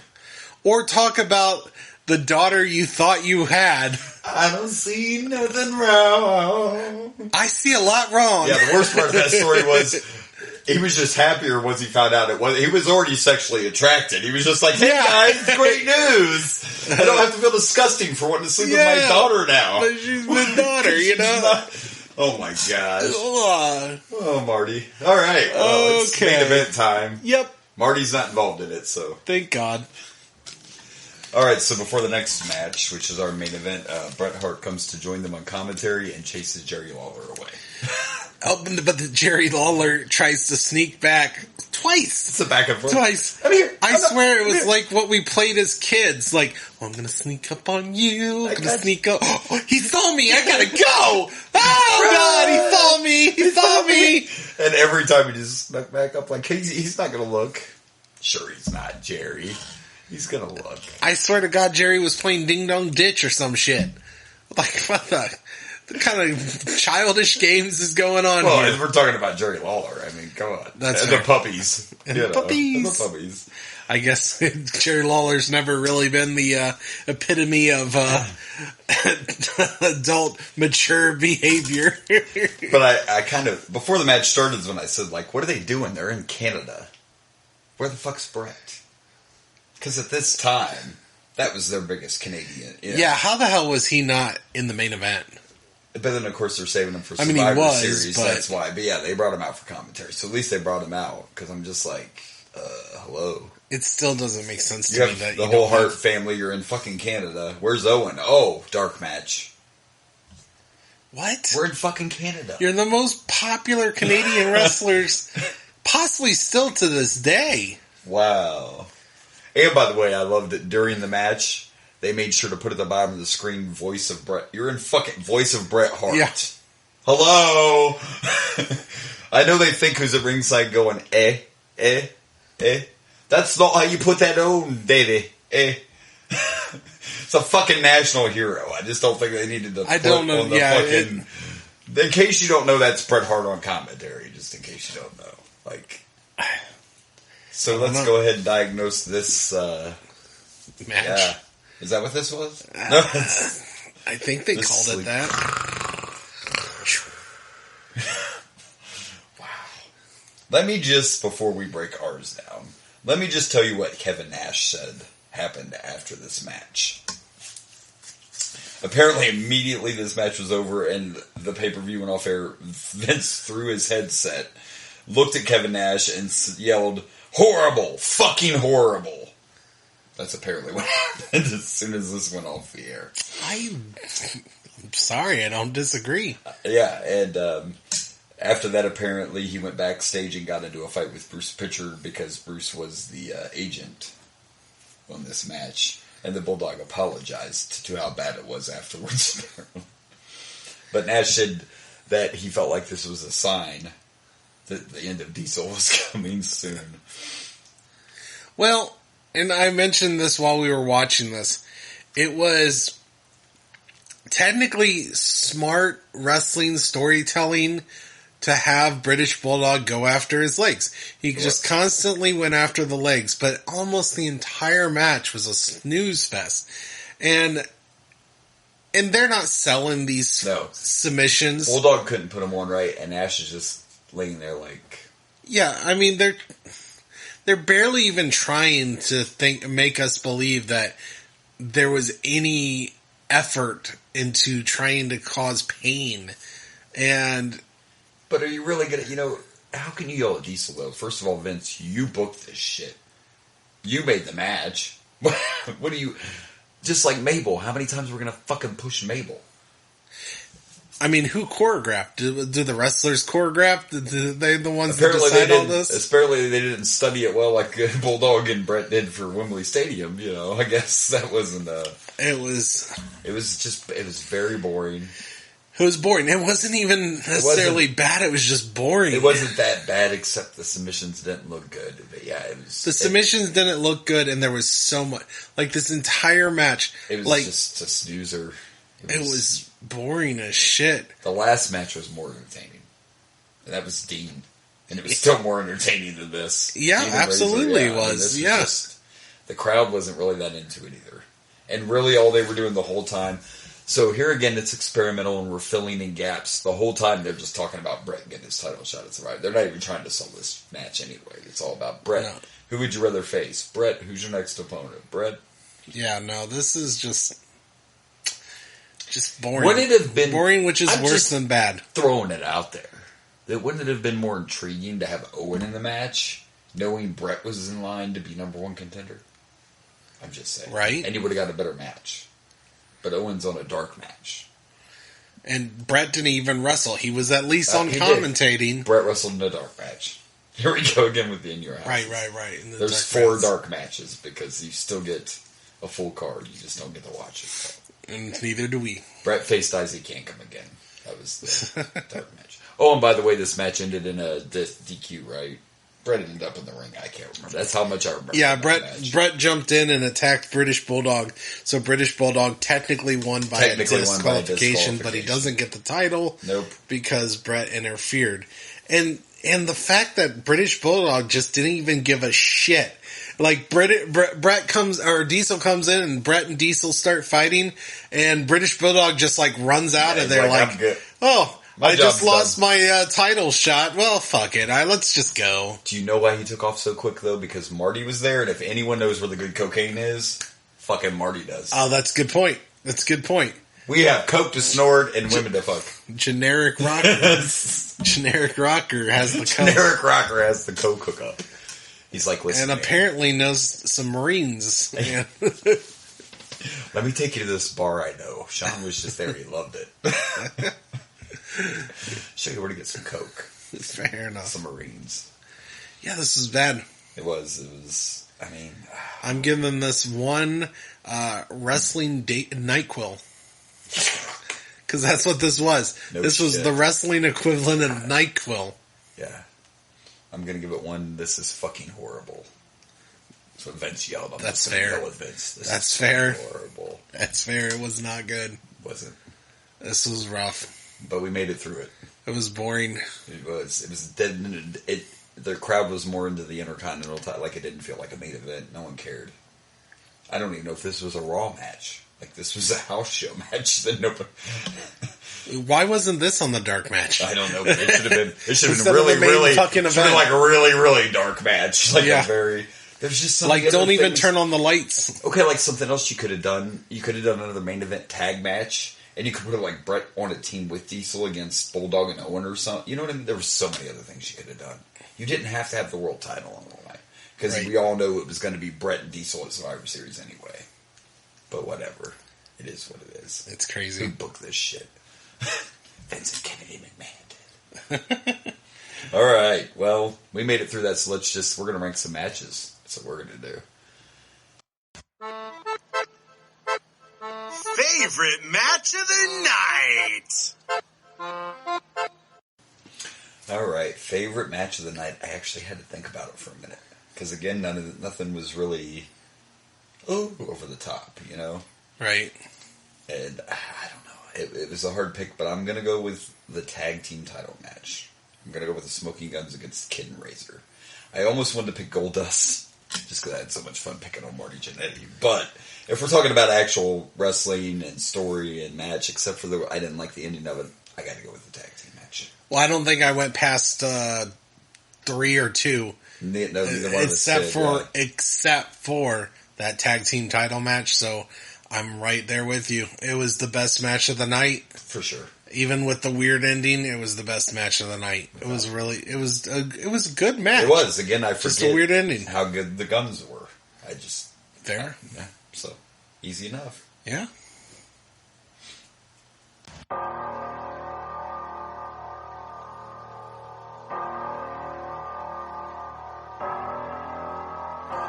Worst match of the night. All right, now this one I'm just gonna have to. The main event could be a contender, but I'm gonna go with Mabel Yoko because come on, it was shit and it got the lowest ranking. So yeah, Mabel Yoko worst match of the night. I gave a worse ranking to Yoko and Mabel, and it was bad. Yeah.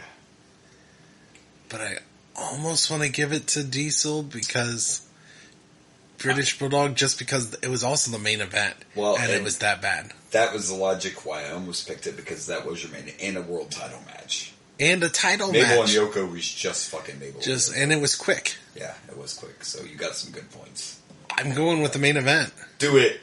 I'm doing it. Do it. Main event, worst match of the night for me. Fuck that main event. Even though I gave a lower score. I'm not going to argue it, and I almost went with the main event for the same reason, because you can look at it, we can do what we want, first of all, anyway. And you can automatically pick them, but he makes the good point of the score itself doesn't matter, because this was the fucking main event. And it was a world title match. When we saw Yoko versus Mabel, the first thought in both of our heads was, this is going to suck. Right. So, I can totally agree with that. I can't argue it. It's just, yeah, it's the fucking world title match. It was horrible. It was bad, and it was in a position where it should have been a little better. We expected Yoko and Mabel to suck. Yeah, when I went in there, I went in expecting that to be terrible. I didn't expect this to be a 5-star match, but I expected it to at least be. Yeah, British Bulldog ain't bad. Yeah, and we like Diesel. Diesel's great, and then the added enjoyment of having Bret Hart on commentary. Exactly. This should have been decent. This should have been good, and it wasn't. And it was beyond. It was just boring. Like, yeah, I wanted some coffee to wake up. Like, I don't know about coffee, but you could have got something else from Marty that would keep you awake. True. We are not promoting cocaine use on the show. Drugs are bad, okay? Drugs are bad, okay? Drugs are bad. We shouldn't do Stick drugs. to the pumpkin spice and the hush money. I will stick to the pumpkin spice, absolutely. I haven't got no hush money yet. I could use some hush money. They could give me some hush money. That'd be nice. Can we get some hush money up here? Yeah, I need some hush money. If you would like to crowdfund hush, no, I'm joking. Some hush money? Like would you like to hush us up? Would you like to hush us up? Are you tired of the way we talk? We're not going to stop. So no, we're not. If you're expecting us to shut up with money, I mean, it better be we will a lot gladly of money. take your fucking money, gladly. But we're not going to. But next week we'll be on here talking about how we took your shit. And we will go on here and we'll be getting on here and be like, see? Hush money is right for you. Oh, that's good stuff. All right, well, we don't have a jingle still, right? We haven't done that yet. We're working on that. We don't have an In Your House rankings jingle, but we'll rank them anyway. And I guess there's enough In Your Houses we should probably do a jingle. I could probably make something happen. Huh?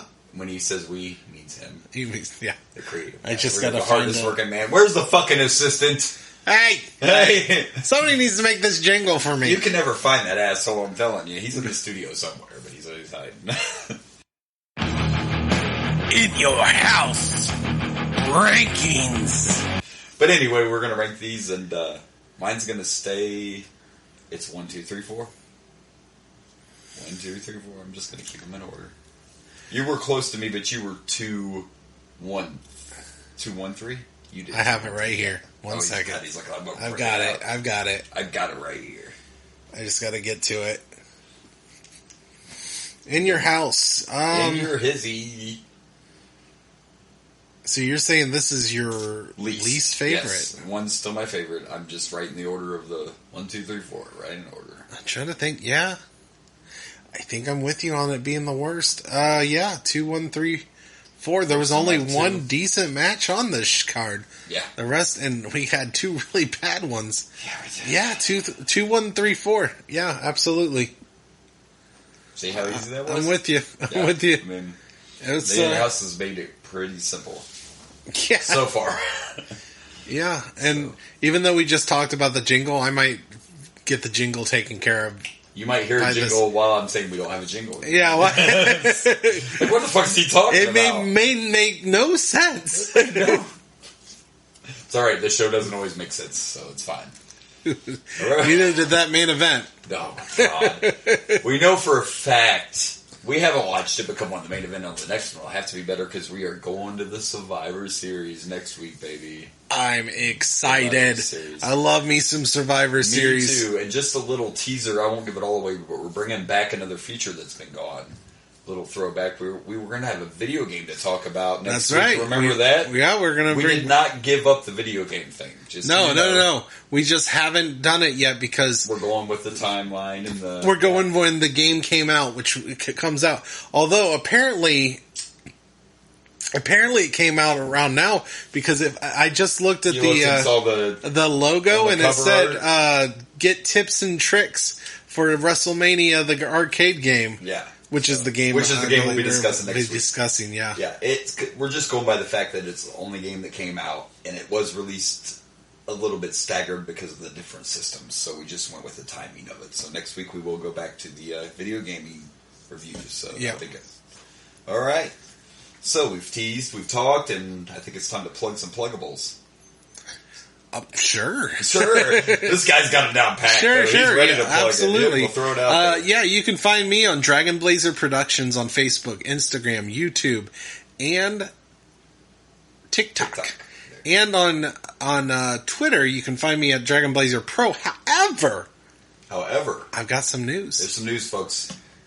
Not only can you find us on Dragon Blazer Productions, now it's going to be a while before you hear the show, so this is going to be... But... if you listen to this on the podcast and you're not watching this on the YouTubes yet, I just started a new channel specifically for the Boomer and Blaze show. Nice. The channel is just called Boomer and Blaze WWE pay-per-view rewatch show, I believe is what I called it. A little bit of it. It's kind of long. Yeah. It's kind of long. But yeah, and I'm starting to redo the podcast in order. I just released WrestleMania 1. I released WrestleMania 2 as one whole show. If you remember, if you've been listening, a lot of our shows before, just because of time, because of how long it takes to do these, we were doing two-parters. At least for now, WrestleMania 2, I managed to do some editing and make it one long show for WrestleMania 2. So you can listen to it straight on from beginning to end. Now, there's some stuff cut out that I thought made sense. There's some current wrestling we didn't talk about. However, we did talk about the Undertaker, well, me and my brother, right? Rage, yes. We did talk about the Undertaker's retirement. Just got announced during that episode. Yep. I kept that in because I felt like that was an iconic enough of a moment. Yep. We didn't need to keep that in. I'll make the decisions of what I'm going to cut, but there's some stuff that I cut to keep it under. Keep it where it was. That made sense to me. Right. But, I'm trying to recut these, re-edit these, so they're one show instead of two-parters, and I'm releasing it on this new YouTube page. Nice. Specifically for this show. Now, it's going to be a little while before you start seeing these Boomer and Blaze episodes because I'm trying to put them all in order. Right. And he's starting with the original of the show, and it takes time. It takes time for me to do all this editing. Yes. So I managed to do 2 so far since I just started it. Yeah. But, it's going to be a while. Now, I plan on still releasing these shows on my Dragon Blazer Productions YouTube page. So if you're a YouTube watcher or listener, you should be able to find them there, but eventually they will get to. Hopefully I can catch up. Yeah, it does take work. And again, we have real lives and jobs that we have to do too. And until we get rich. There's that as well. until we're rich. Yeah, so far this isn't really giving us the... Not yet. No. As soon as hush money takes off.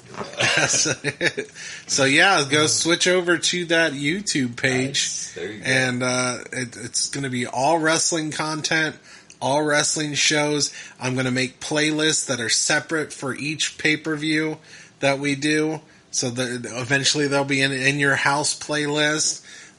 Right now there's only WrestleMania playlists because the first 3 shows we did were all WrestleMania based.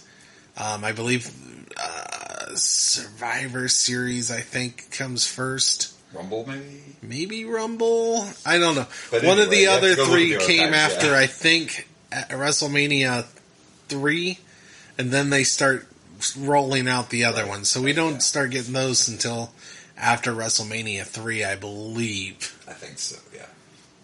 Wow. But it was kind of fun to re-listen, because I re-listened to the whole episodes of WrestleMania 1, both parts of WrestleMania 2.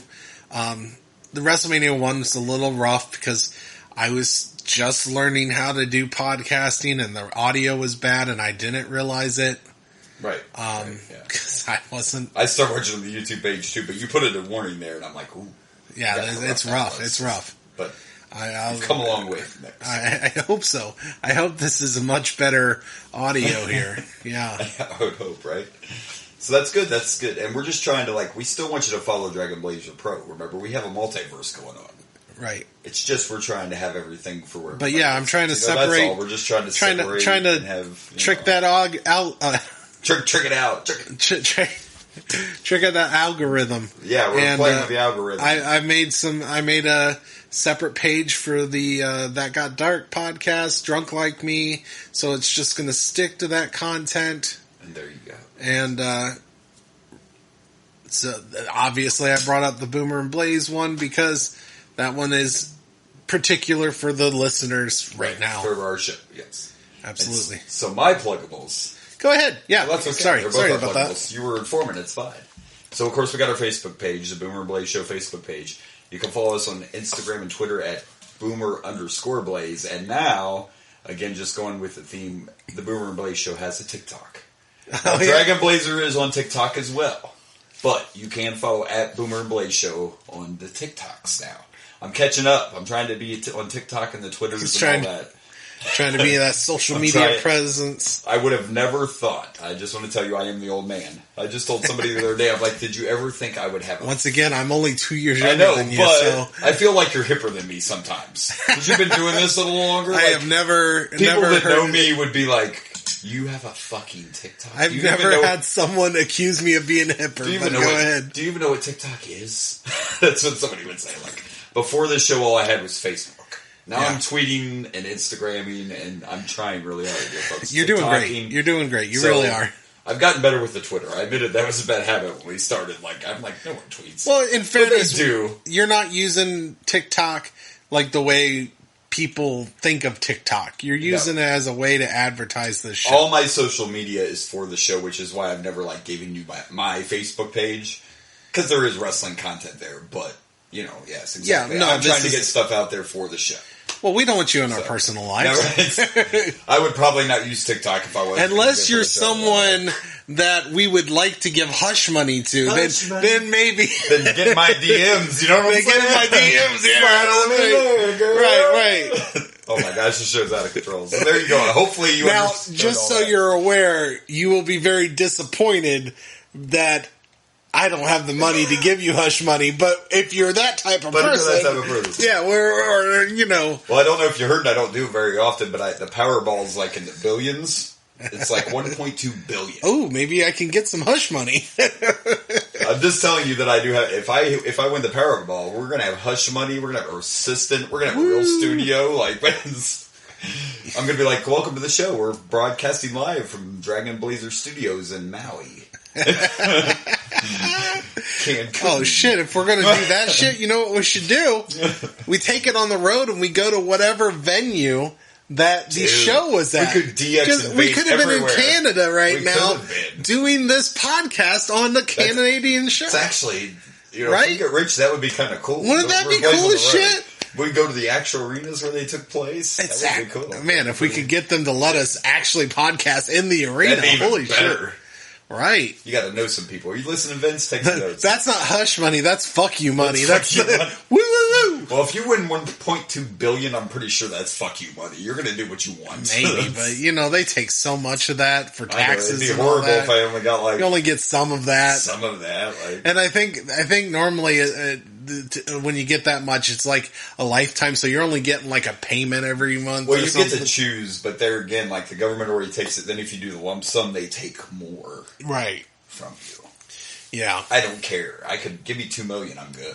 I don't need $1 billion. Well, I mean, if you get that and we can turn this into a business where you're making money. So if we go on the road, right, we got to have a Lex Express. But we're not going to have it painted like that. But we got to have a bus, right? We got to do it. We got to have a bus. Out of all the buses you can think of, you think of the Lex Express. Who wouldn't want to see our faces on a fucking bus? No, we need that tank that DX went to WCW with. I mean, shit. I guess the movie RV, you've seen that, right? So I was kind of thinking of that, too. You've seen RV, we're just going to plaster our faces on the side of the bus. Oh, yeah. All right. Enough shit talking. We'll see. You'll know next week, Rich. Also, just so you know, I have tested it. All you need to do to find the new YouTube page, just put in the Boomer and Blaze show. It will pop up. There you go. It popped up right away for me, actually. Very good. See, I was surprised. Now you're in the know. The more you know. All right. Are we done? We are done. So, that's enough rambling for this week. This has been the Boomer and Blaze show. I am Boomer. And I'm Blaze. Good night. Celine Dion, you never finished that national anthem. You're right, Hans. You're right. Oh, Canada, our home and native land. Patriots land, in all thy sons command. With glowing hearts we see thee rise, nation true, north strong and free. From far and wide, oh Canada, we stand on guard for thee. God gave our land, glorious and free.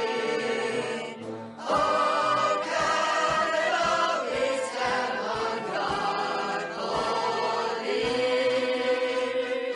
Oh Canada, we stand on guard for thee.